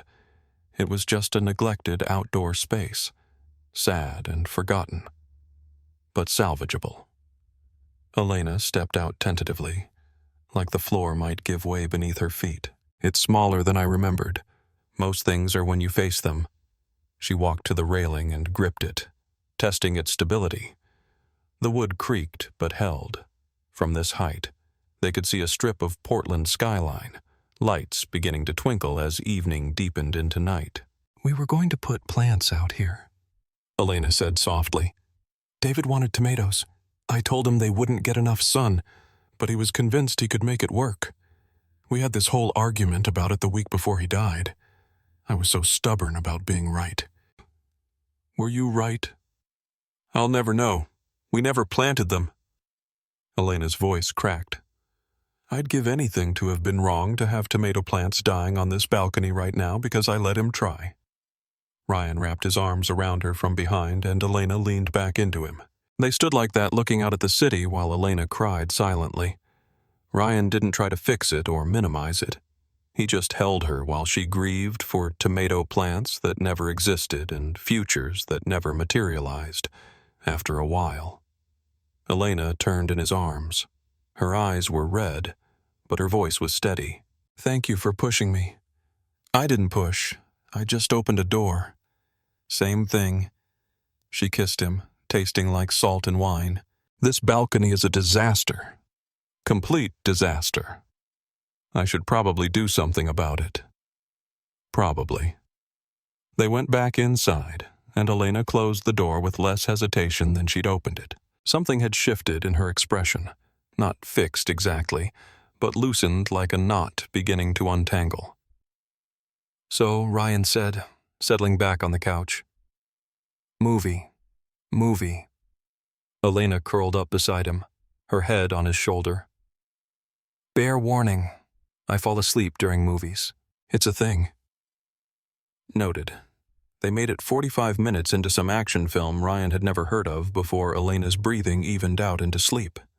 Ryan should have woken her, should have gone home to his own mattress and his own complicated life, but Elena felt warm and solid against him, and her apartment was quiet in a way his never was, and he found himself just existing in the stillness. His phone buzzed, a text from daycare. "Elena. Girls are asleep. Mia wanted me to tell you she loves you and hopes you're having fun with your girlfriend." Ryan smiled and typed back, "Tell her I love her too. And Elena's not my girlfriend. Does Elena know that it's complicated? Everything's complicated until you decide it's not." Ryan set his phone down and looked at the woman sleeping against his shoulder. Dating Elena meant navigating her grief and his responsibilities and the judgment of her coworkers and the logistics of blending two complicated lives. It meant being patient and vulnerable and willing to face neglected balconies, both literal and metaphorical. But it also meant this: quiet moments in a small condo, holding someone who understood what it meant to carry weight, feeling less alone than he'd felt in years. Maybe daycare Elena was right. Maybe it was only complicated because he was making it complicated. Ryan shifted carefully, trying to get more comfortable without waking Elena. She stirred and blinked up at him. "Sorry. Told you I fall asleep. You lasted longer than Mia usually does." Elena sat up, rubbing her eyes. "What time is it?" "Almost 10, Hurry. You should probably go. Don't you have work early tomorrow?" Ryan did have work early tomorrow. The Lake Oswego bathroom was in the tile phase, which required focus and precision and more energy than he currently possessed. But leaving felt wrong, like walking away from something fragile that needed tending. "Can I ask you something?" he said instead of standing. "Always. The gossip at your precinct. Is it getting worse?" Elena's expression closed slightly. "Why do you ask?" "Because you mentioned it at dinner, and I've been thinking about whether seeing me is making your life harder." "You're not making my life harder." "Ryan, other people's opinions are making my life harder. That's a semantic difference." "No, it's an important distinction." Elena turned to face him fully. "People have been talking since coffee on Sunday, asking who you are, whether I'm ready, whether I'm dishonoring David's memory. And yeah, it bothers me. But you know what bothers me more? The idea of letting their judgment dictate my choices. What are they saying specifically?" Elena hesitated, then sighed. "That you're too young, that I'm moving too fast, that I should focus on my career instead of dating. One guy actually asked if I was having a midlife crisis." She laughed, but it was bitter. "I'm 32. That's not midlife, unless I'm planning to die at 64. I am younger than you, by 4 years. That's nothing, and you are moving fast by some standards. We've known each other less than a month. Are you trying to talk me out of this?" Elena's voice had an edge Ryan hadn't heard before. "Because if you are, just say it directly." "No, I'm trying to make sure you've thought through what you're doing, that you're not going to wake up in 2 weeks and realize this was a rebound or a grief response or whatever your coworkers are implying." Elena stood abruptly and walked to the window. Her reflection in the glass looked small and tired. "You want to know what I realized tonight when we opened that balcony door? What? That I've been living in a museum for 4 years. Every choice I've made has been about preserving David's memory, or honoring his legacy, or being the perfect widow. I haven't been living. I've been existing in this carefully controlled space where nothing changes and nothing hurts, but nothing matters either. She turned to face him. And then you showed up. This terrified guy holding a hardware store bag in the rain. And something in me woke up. Something that wanted more than just getting through days. Ryan stood and crossed to her. What do you want? Elena. Specifically. I want to stop being scared all the time. I want to use my balcony without crying. I want to date someone who sees me as a person, not a tragic figure. I want to feel something other than grief and duty. Her eyes were bright with unshed tears. I want to keep seeing you. Ryan, even though it's fast and complicated and everyone has opinions. Is that specific enough? Ryan cupped her face in his hands. Yeah, that's specific enough. They kissed with more urgency than before. Weeks of tension and uncertainty spilling over into something fierce and desperate. Elena's hands fisted in Ryan's shirt, pulling him closer, and he backed her against the wall beside the window. It was messy and intense and felt like falling and flying simultaneously. Stay, Elena whispered against his mouth. Stay, tonight. Ryan wanted to. Every cell in his body wanted to, but practicality reared its insistent head. I can't. I have to pick up Mia at 6 tomorrow morning before work. So, set an alarm, leave at 5:30. Elena, I know it's complicated, but I don't want you to leave yet. Elena's voice was small, almost pleading. Please. Ryan thought about all the reasons to say no, about maintaining boundaries and taking things slow and being responsible. But he was tired of responsibility being the only thing that guided his choices. Okay. But I really do have to leave by 5:30. Elena's smile was radiant. I'll make coffee. They moved to the bedroom, and Ryan tried not to think about whether this was David's bed. David's room, David's ghost watching them. But Elena seemed to sense his hesitation because she stopped at the doorway. I got rid of everything after the first year, she said quietly. New bed, new furniture, repainted the walls. This room is mine, not ours. Just in case you were wondering. I was wondering. I figured. She pulled him inside. Now stop thinking so much. Ryan's alarm went off at 5:00 a.m. with the subtlety of an air raid siren. He fumbled for his phone, disoriented by unfamiliar surroundings, and the warm weight of Elena pressed against his side. For a moment. He couldn't remember where he was or why everything felt different. Then memory flooded back and brought a smile with it. You're a morning person, aren't you? Elena mumbled, not opening her eyes. Only when forced by circumstance. What time is it, 5? I need to go soon.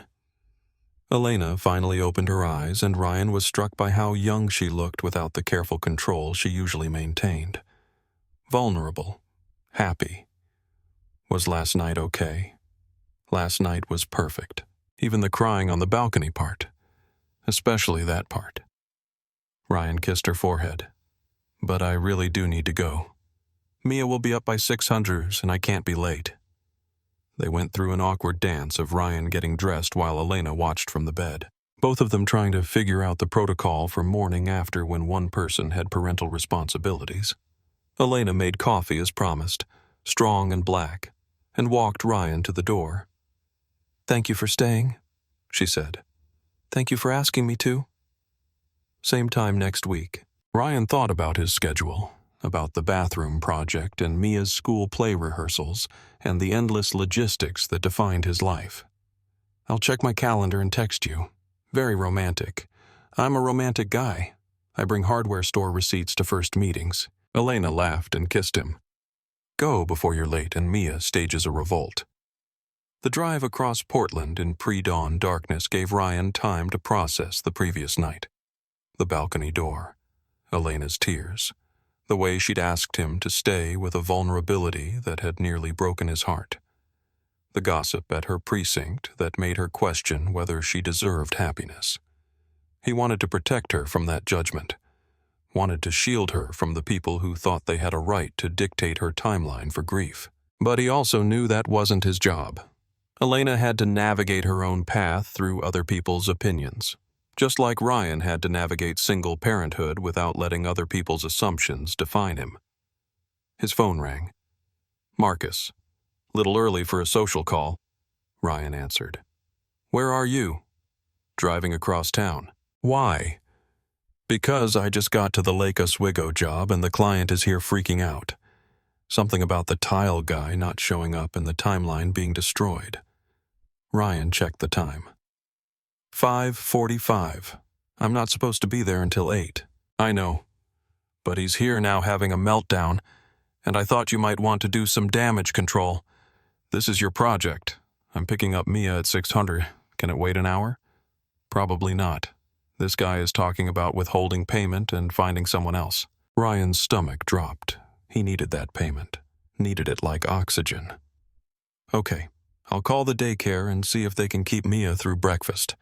I can be there by 6:30. "Thanks, man. I know it's early." Ryan hung up and immediately called daycare Elena. She answered on the 4th ring, sounding groggy. "Ryan, is everything okay? I have a work emergency. Can Mia stay through breakfast? I'll pick her up by 900 at the latest." "Of course. She's still asleep anyway." "Everything okay?" "Client's panicking about tile installation. I need to talk him down before he fires me." "Go do what you need to do." "Mia's fine here."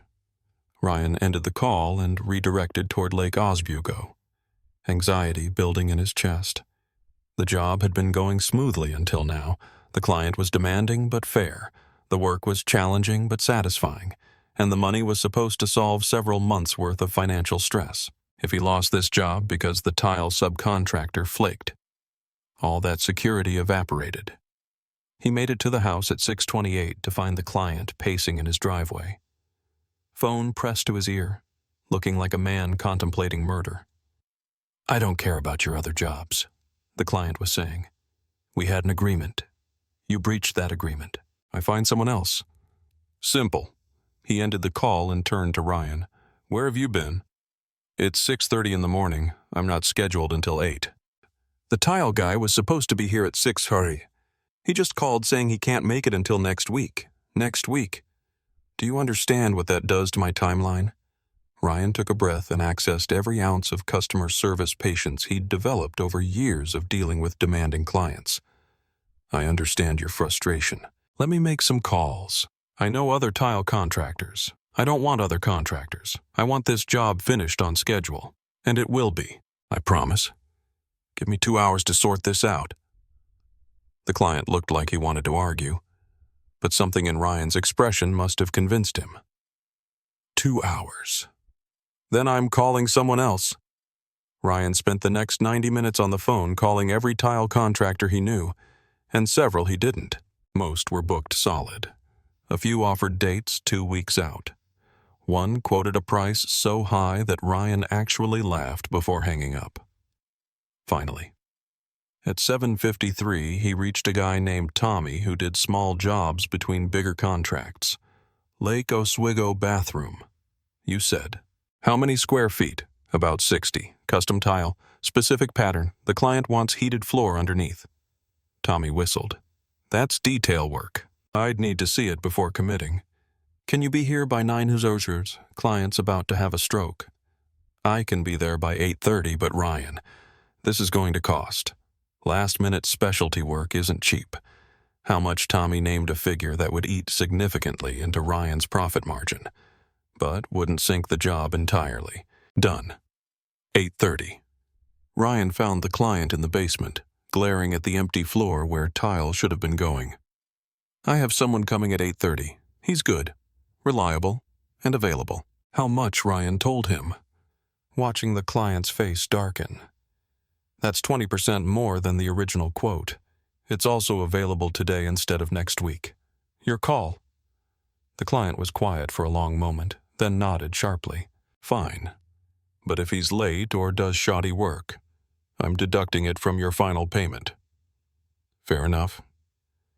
Tommy arrived at 8:30 on the dot, looked at the space and the tile pattern, and agreed to start that afternoon. The client was appeased. Ryan's profit margin was thinner but salvageable. Crisis averted. By the time Ryan made it to the daycare at 9:15, he was exhausted despite the day barely having started. Mia came running out when she saw his car, her face bright with excitement. "Daddy, guess what we had for breakfast? What did you have? Pancakes with chocolate chips.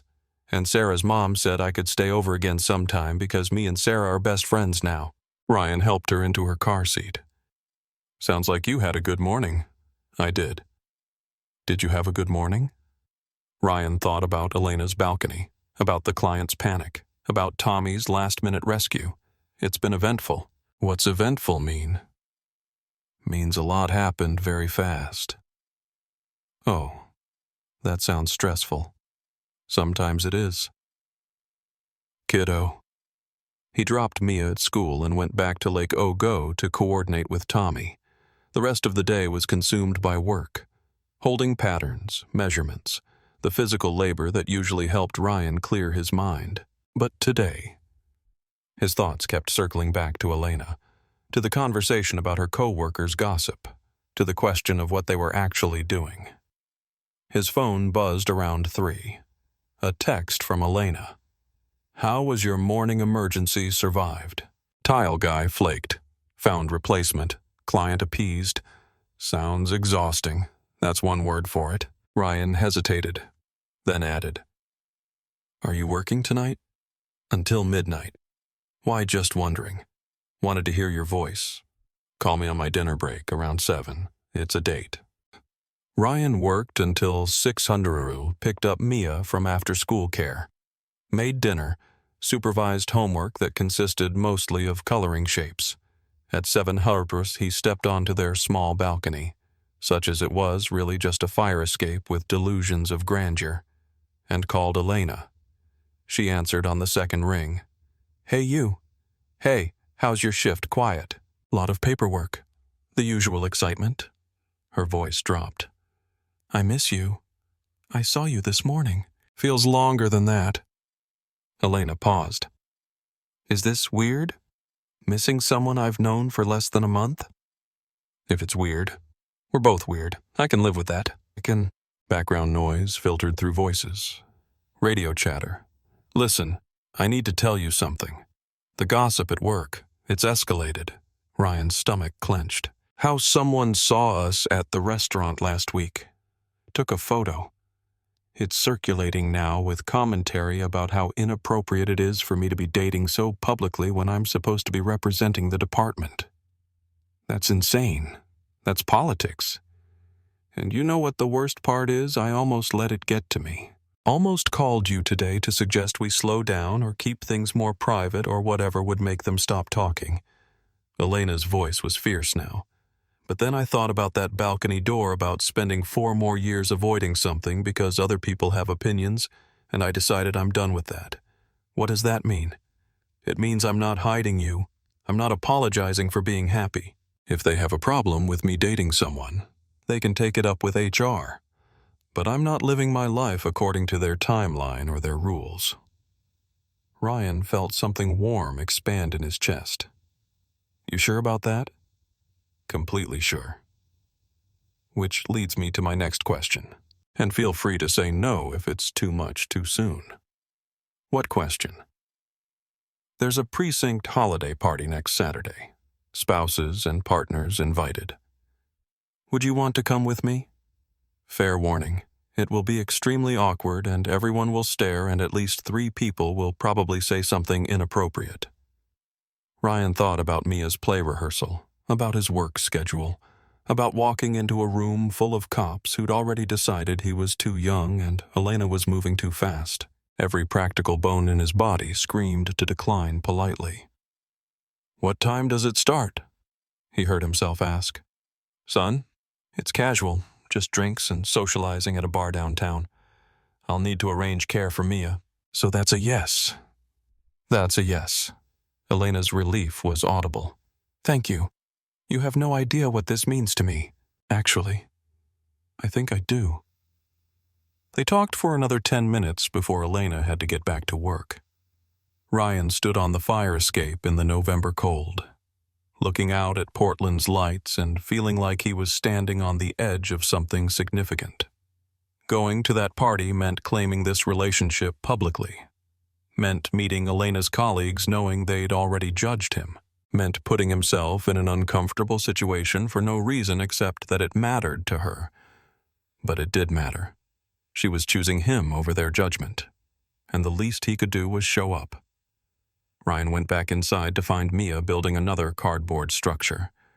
This one taller and more precarious than usual. "What are you making a tower? It's going to touch the ceiling. That's ambitious.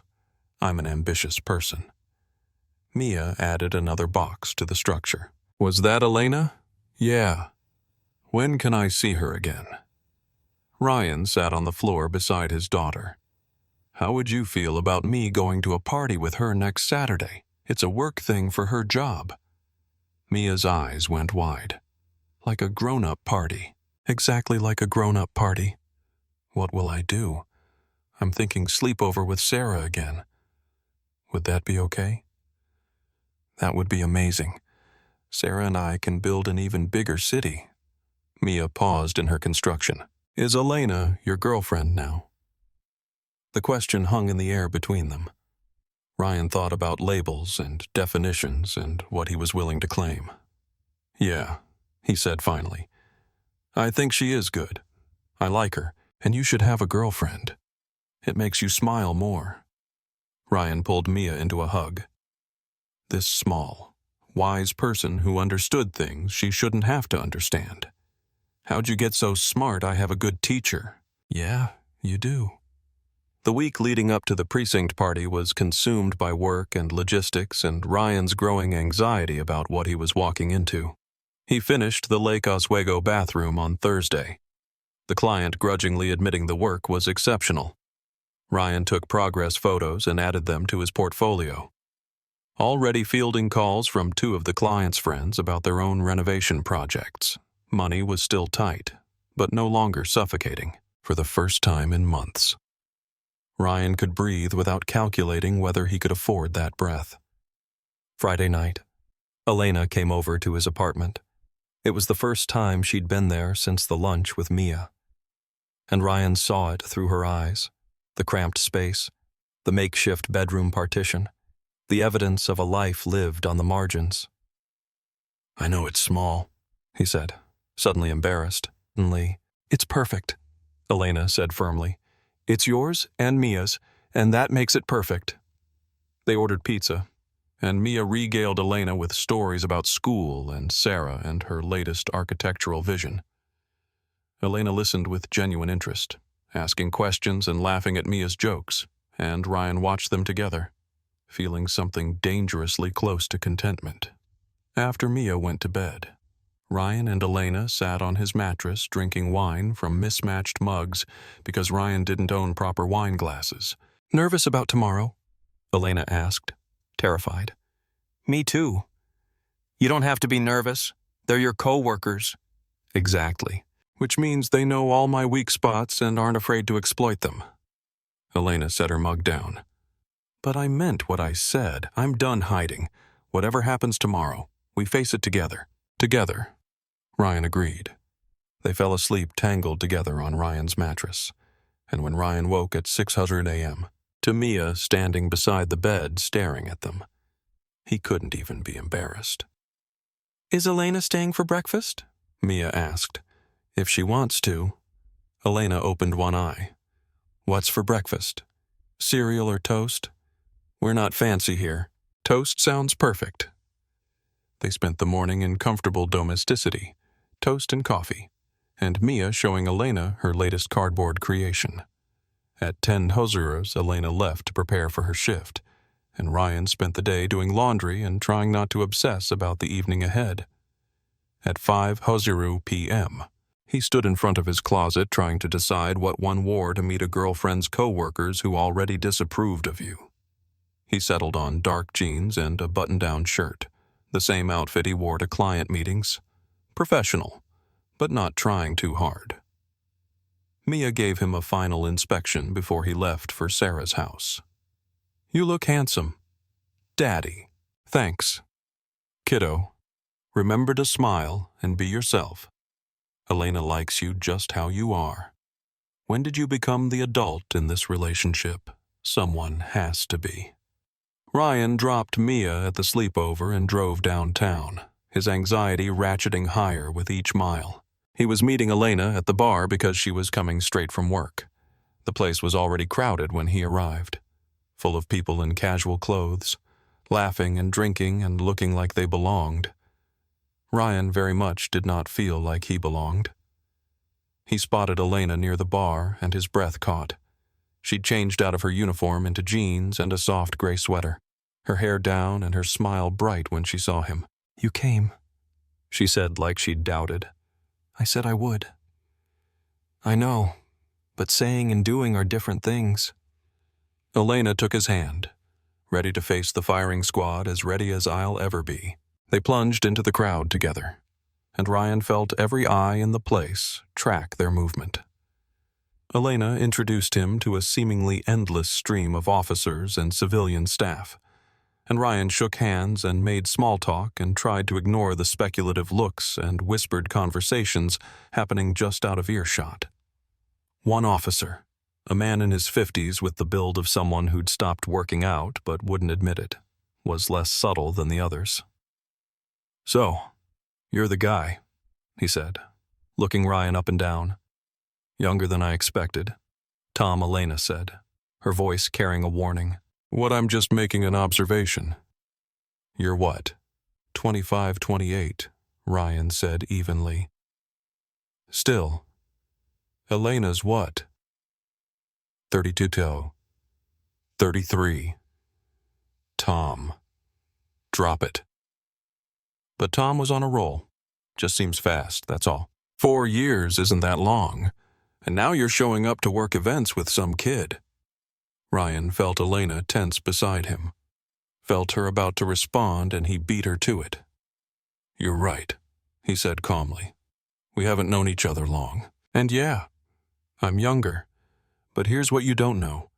I'm a single father who's been raising his daughter alone since she was 9 months old.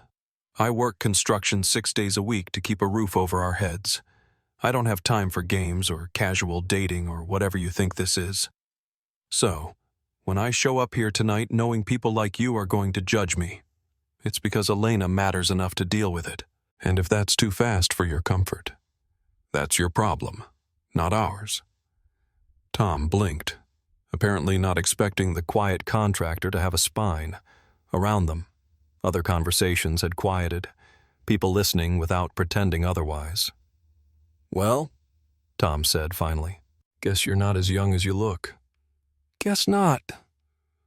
Tom walked away, and Elena squeezed Ryan's hand so hard it almost hurt. "That was incredible. That was stupid. I probably just made things worse." "No, you stood up for us.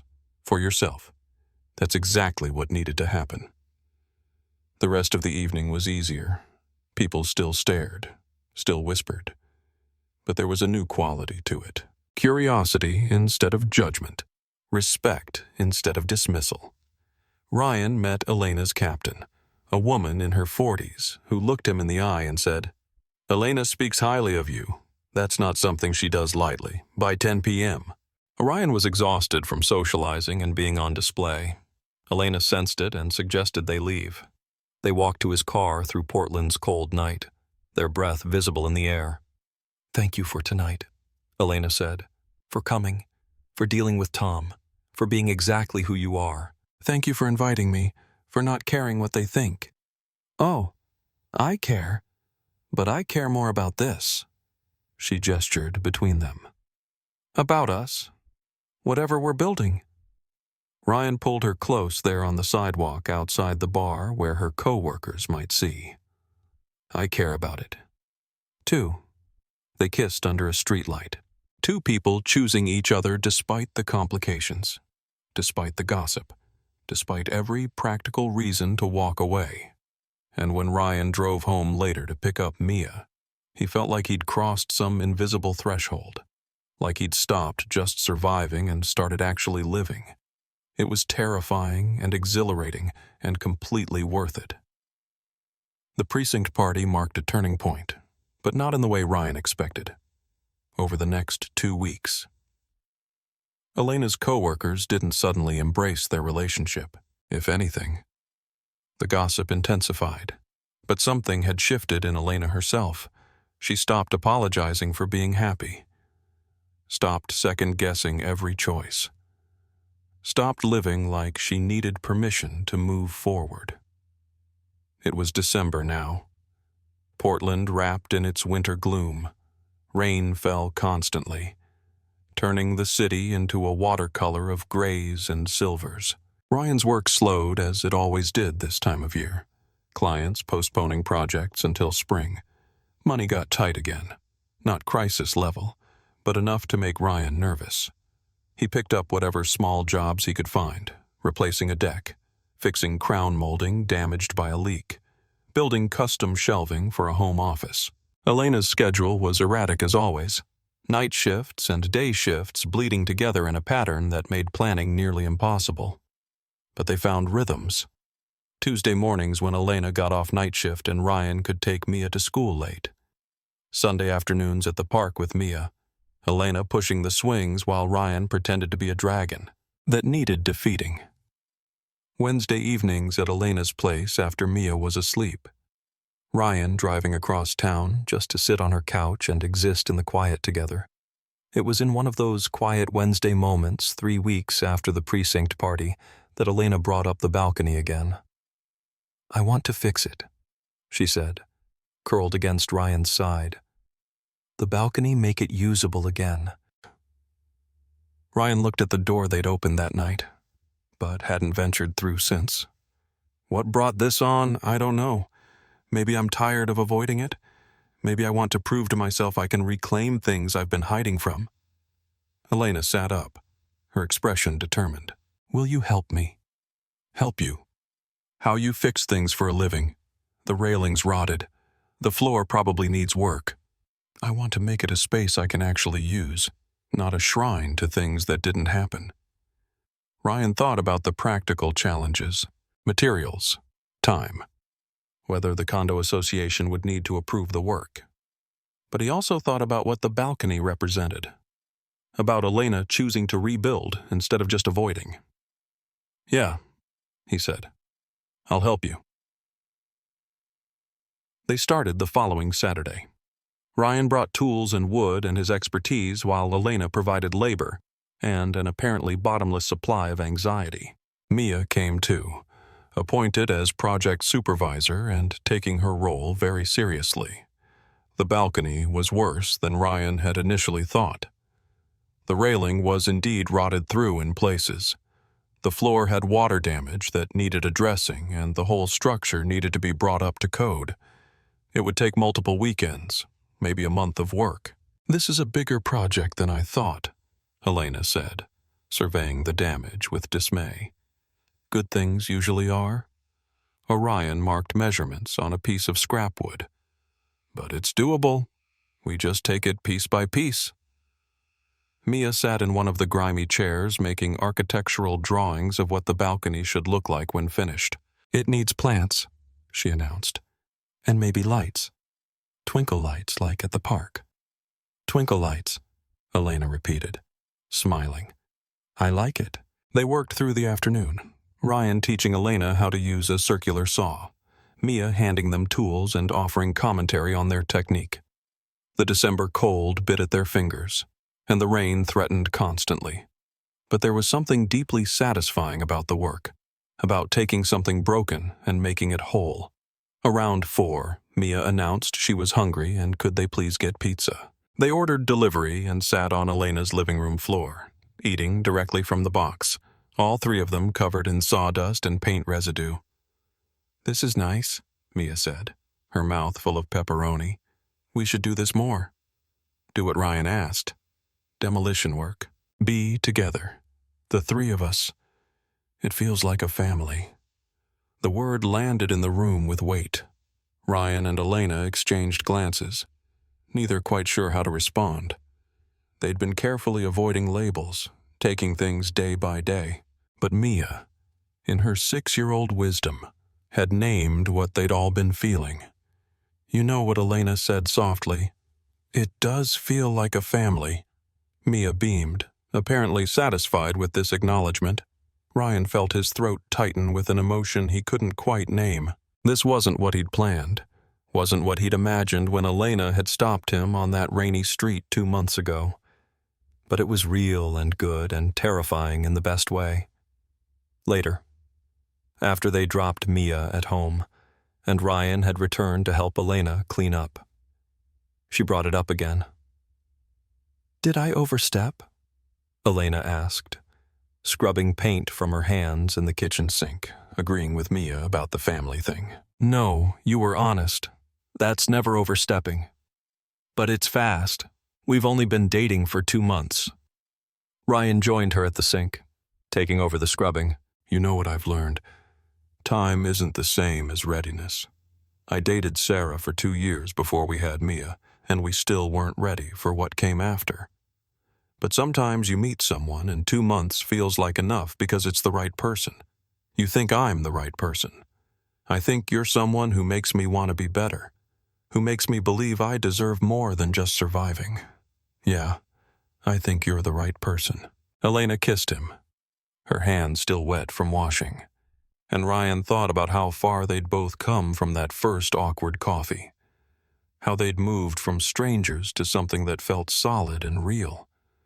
The balcony project consumed the next 3 weekends.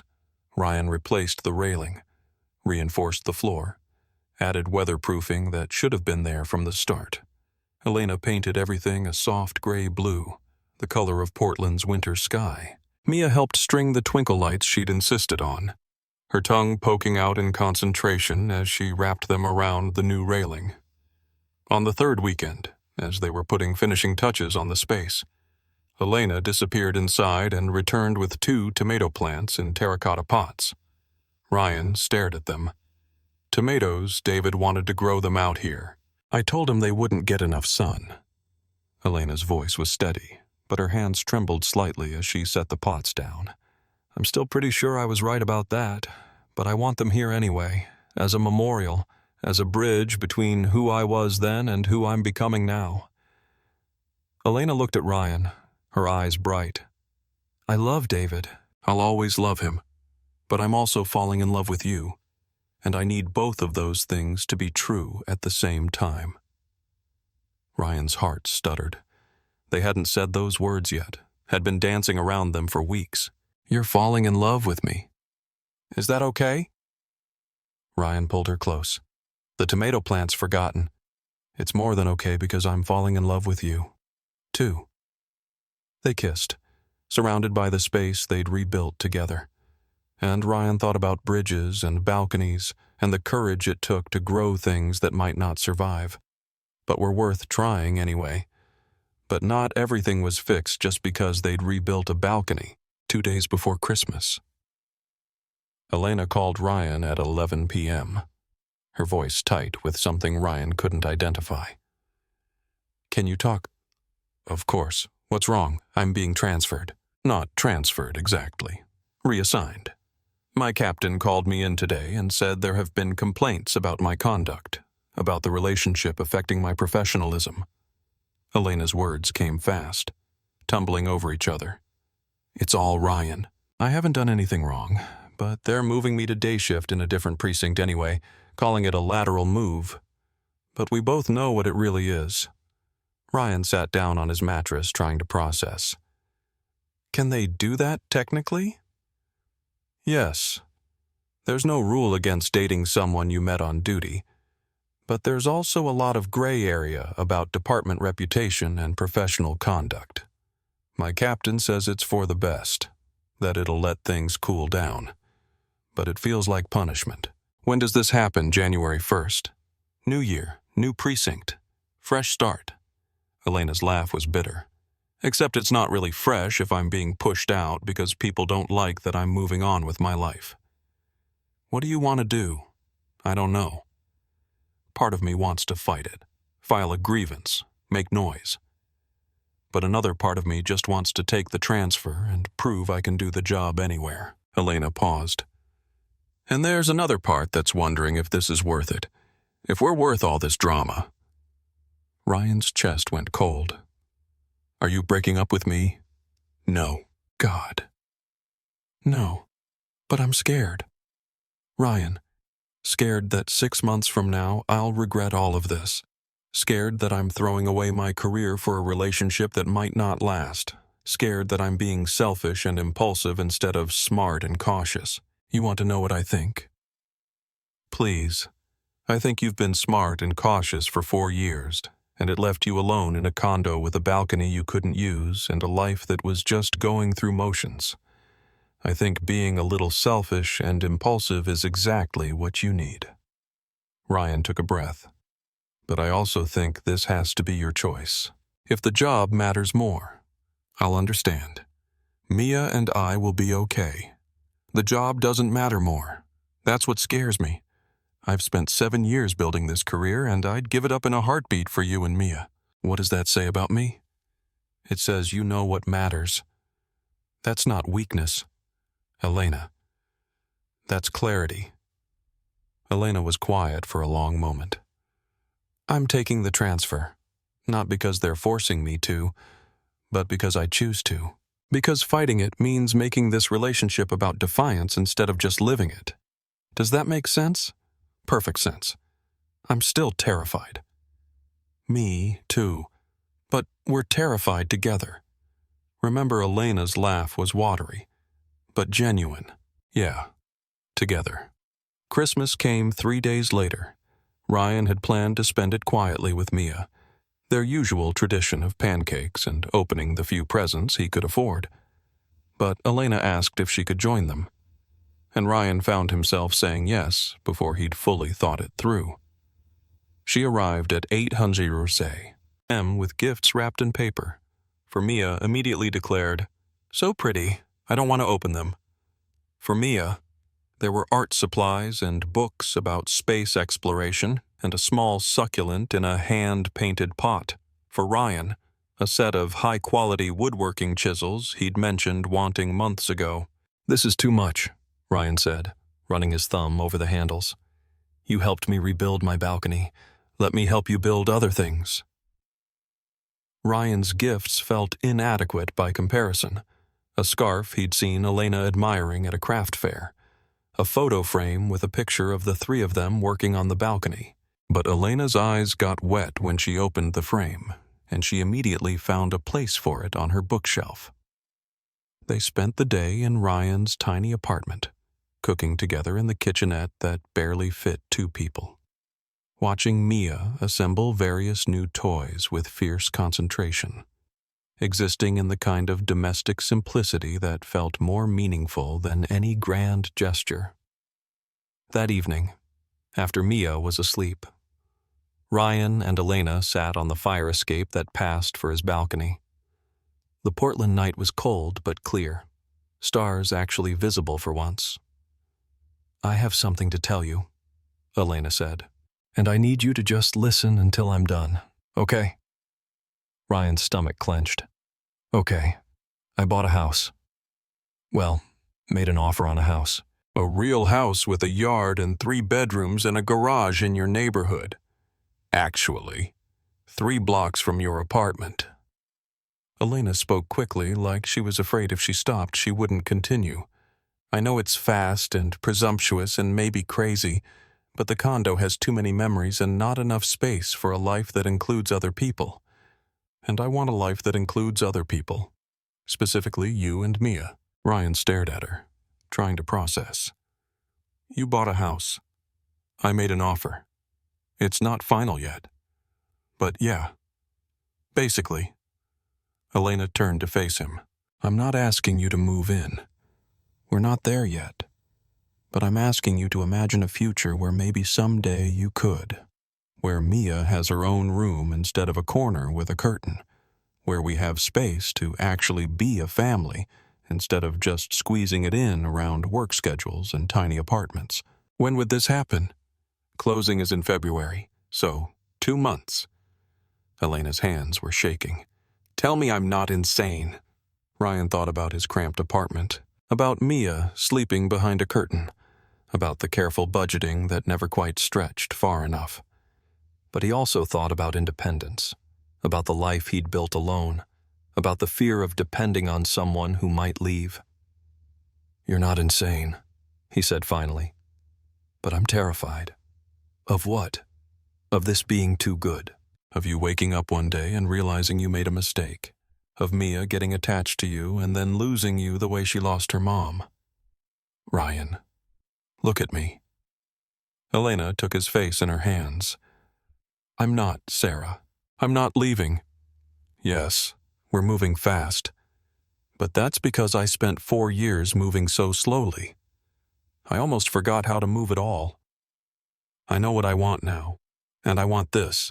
I want you and Mia, and a house with a yard where we can plant things that might not survive winter. But we try anyway. What if I can't afford to help with a mortgage? What if I lose work and can't contribute equally? Then we figure it out together. That's what partnership means." Elena's voice was fierce. "I don't need you to be anything other than who you are. A good father, a skilled carpenter, someone who opens balcony doors when I'm too scared to do it alone."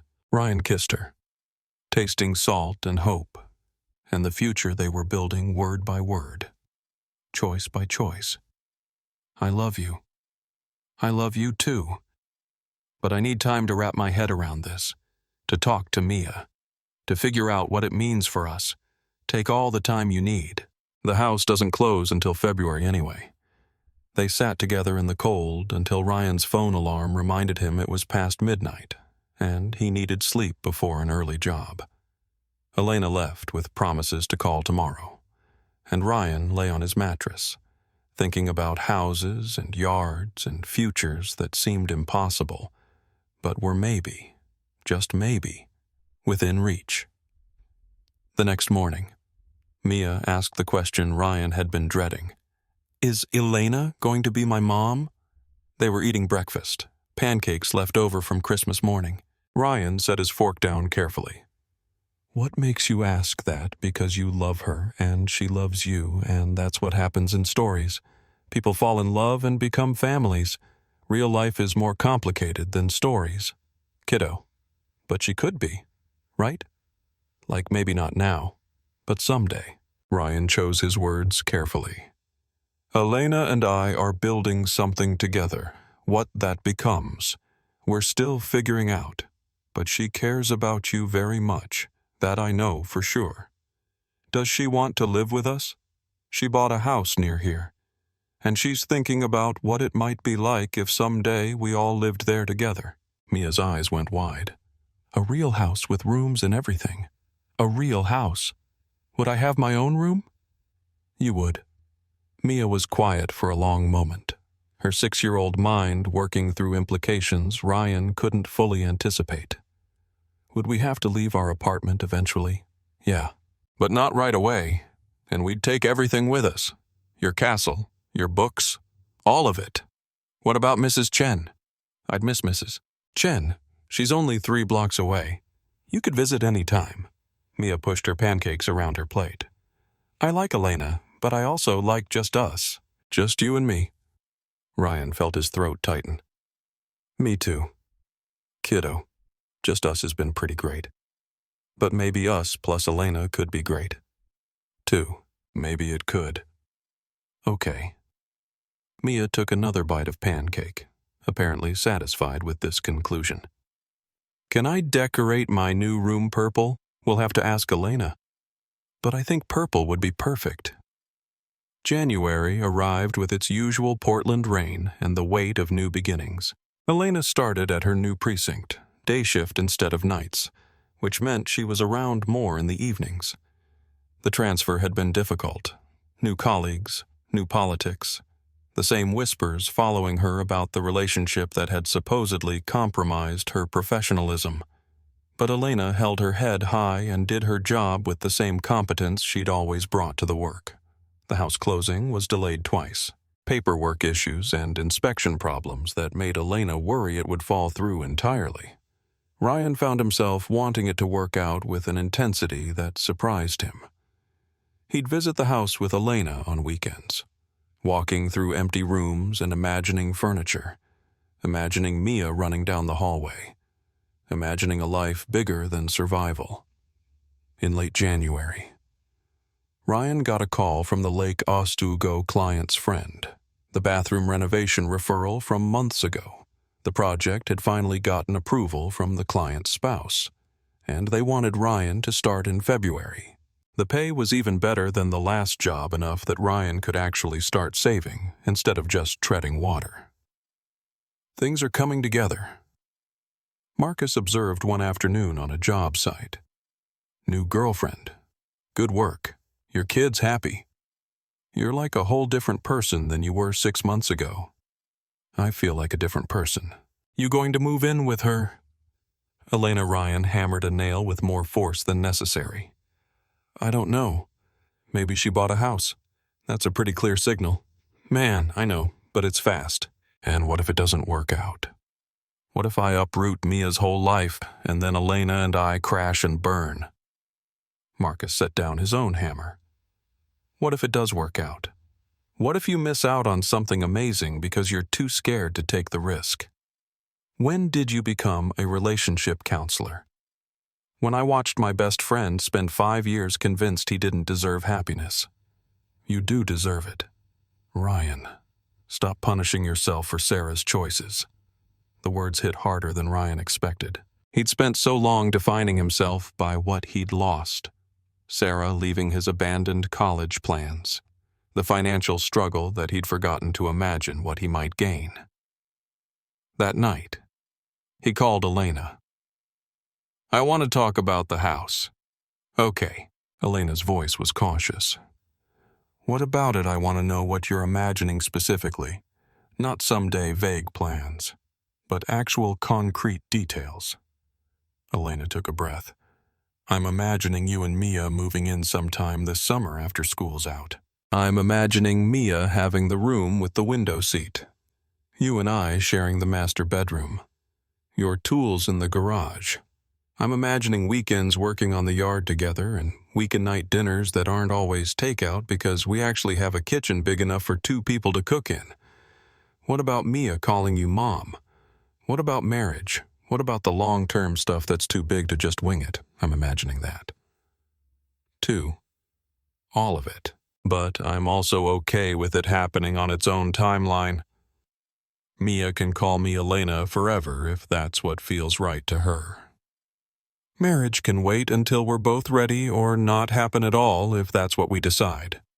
The long-term stuff doesn't scare me because I know I want it with you. Ryan's hands were shaking. I'm still scared. Me. Too. But I'm more excited than scared. Aren't you? Ryan thought about Mia decorating a purple room, about cooking in a real kitchen, about sharing a bed with Elena every night instead of stealing hours when schedules aligned, about building something permanent instead of just surviving day to day. Yeah, he said. I'm more excited than scared. So, is that a yes? You'll move in when the time comes.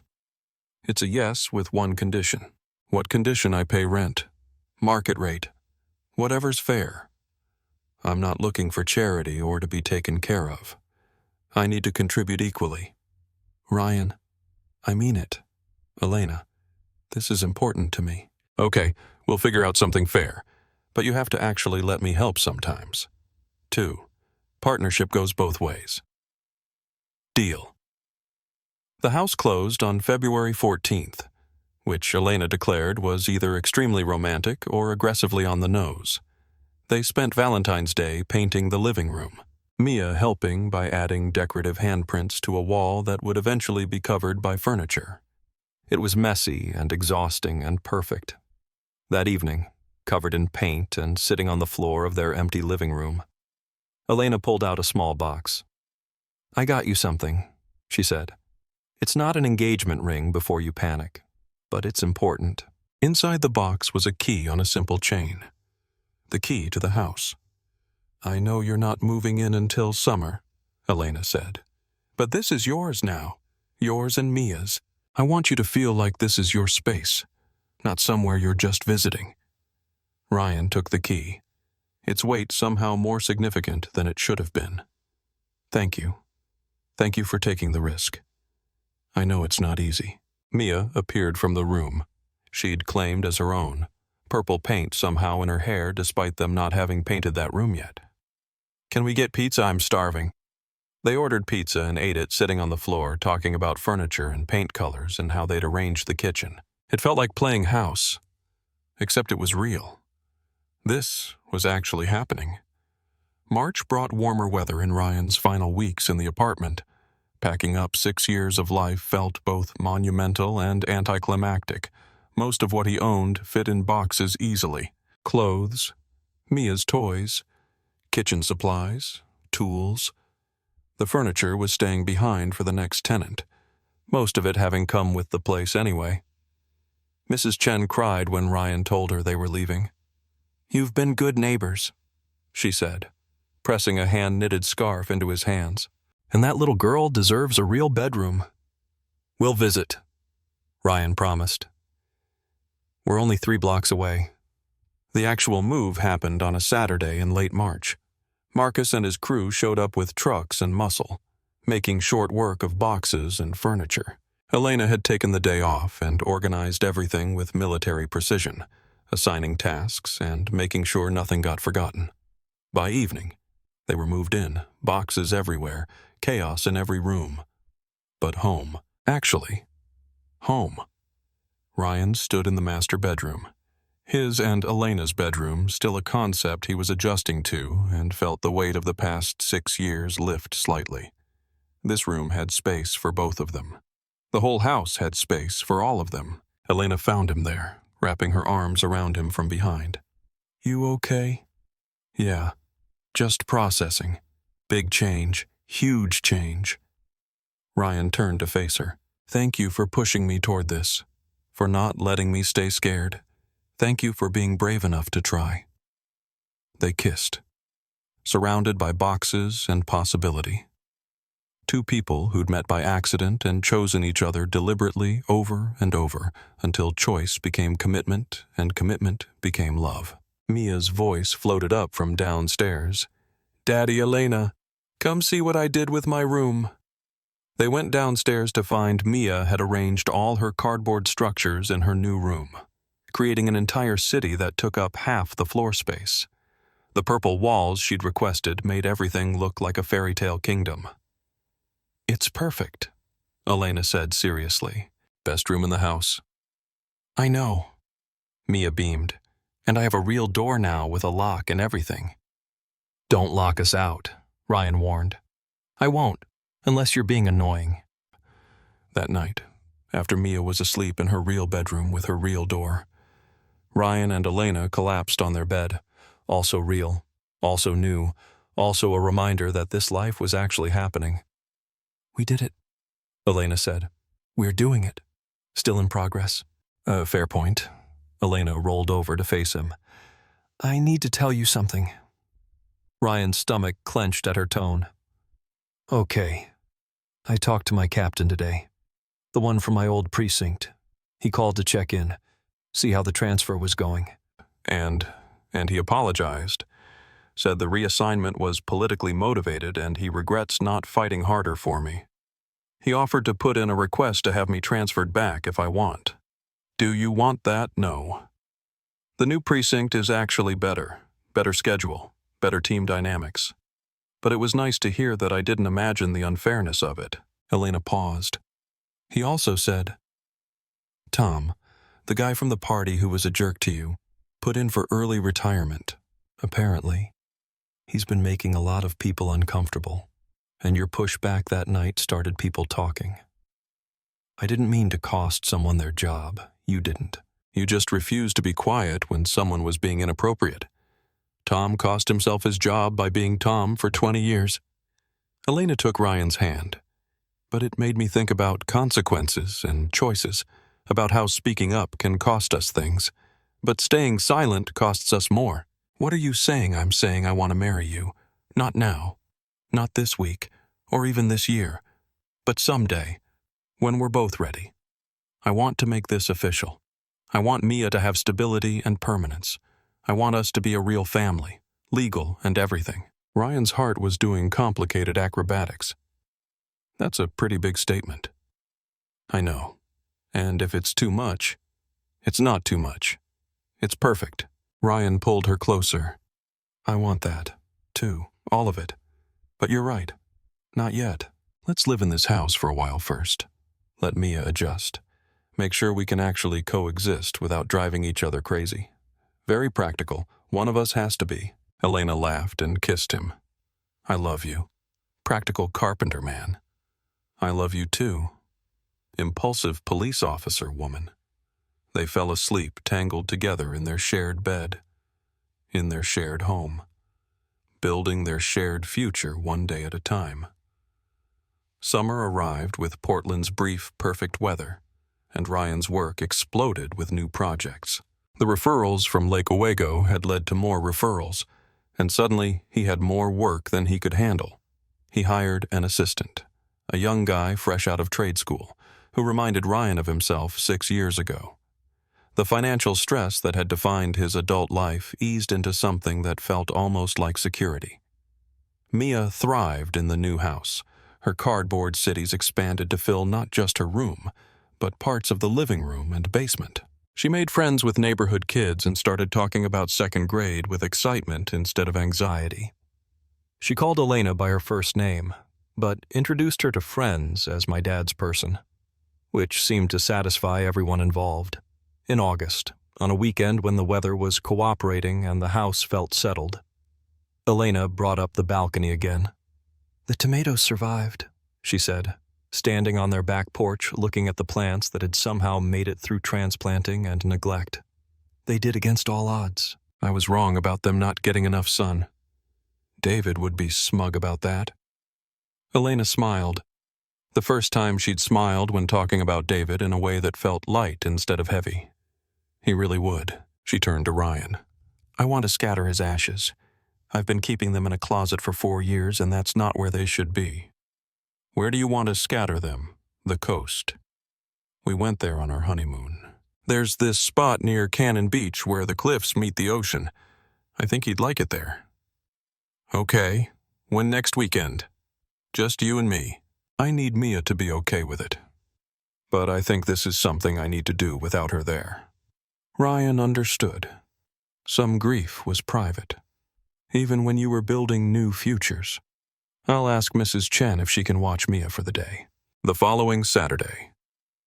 They drove to the coast, David's ashes in a simple wooden box on Elena's lap. The drive took 2 hours through green Oregon forests and small towns that existed primarily for tourists. Elena was quiet, staring out the window, and Ryan let her be. The spot Elena had chosen was exactly as she'd described. Dramatic cliffs dropping to a rocky beach, the Pacific stretching to the horizon in shades of gray and blue. They parked and walked down a steep trail, Elena carrying the box with both hands. At the edge of the cliff, Elena stood for a long time just looking at the ocean. Ryan stayed back, giving her space for whatever private conversation she needed to have. I'm ready now, Elena said finally, to say goodbye. Not to him exactly, but to the life we planned, to the person I was when he was alive. She opened the box. I'll always love you, David, but I'm choosing to live now. I hope that's okay. She scattered the ashes into the wind, watching them drift out over the water and rocks below. Some caught in the updraft and swirled higher. Some fell straight down. All of it returned to the earth and ocean that had held David's life in the first place. Elena cried, but quietly, peacefully, when the box was empty. She turned to Ryan and let him hold her while the ocean crashed below and the August sun warmed their backs. Thank you for being here, she whispered. Always. They stayed at the coast for the rest of the day, walking the beach and eating overpriced seafood at a tourist trap restaurant. The drive home felt lighter somehow, like Elena had set down weight she'd been carrying and could finally stand up straight.